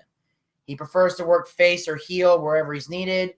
He also continued to work for WWE for a long time, either behind the scenes or in the ring, and he believes you can't be held down if you give them what they want to see. And I just want to say, I admire AJ Styles, I respect AJ Styles, and I respect him even more after watching this. And that, ladies and gentlemen, will wrap up this episode of the Boochcast for today. I want to thank everybody so much for tuning in live. I want to thank everybody listening in the archives. And I will be back tomorrow at 12 p.m. Eastern, 9 a.m. West Coast time. We're in the fun-filled, action-packed episode of the Boochcast. Like I said before, I'll be doing a recap of TNA wrestling as well as showing an interview of the one and only Jason Weber, my good friend from the National Center for Due Process and Occupy HLN, as we talk about the case of Joshua Schwartz. So until next time, this is Vinny Bucci, a.k.a. The Booch, saying keep on living life and take care. And also, don't forget, subscribe to the YouTube channel, Booch316, so that way you can check out this episode as well as past episodes of the Boochcast. You can also check out my stand-up videos from me at the Atlanta Comedy Theater, The Punchline, and the Comedy Catch in Chattanooga. You can also check out my one-man show, Marta Mia, my appearance at Pro Wrestling School, and, of course, you're able to check out my sketch that I did with my good friend Jerry Truman, where we were Barack Obama and Joe Biden playing a rousing game of poker. So check those out. We'll talk to you tomorrow, 12 p.m. Eastern, 9 a.m. West Coast time. Until then, pizza, baby.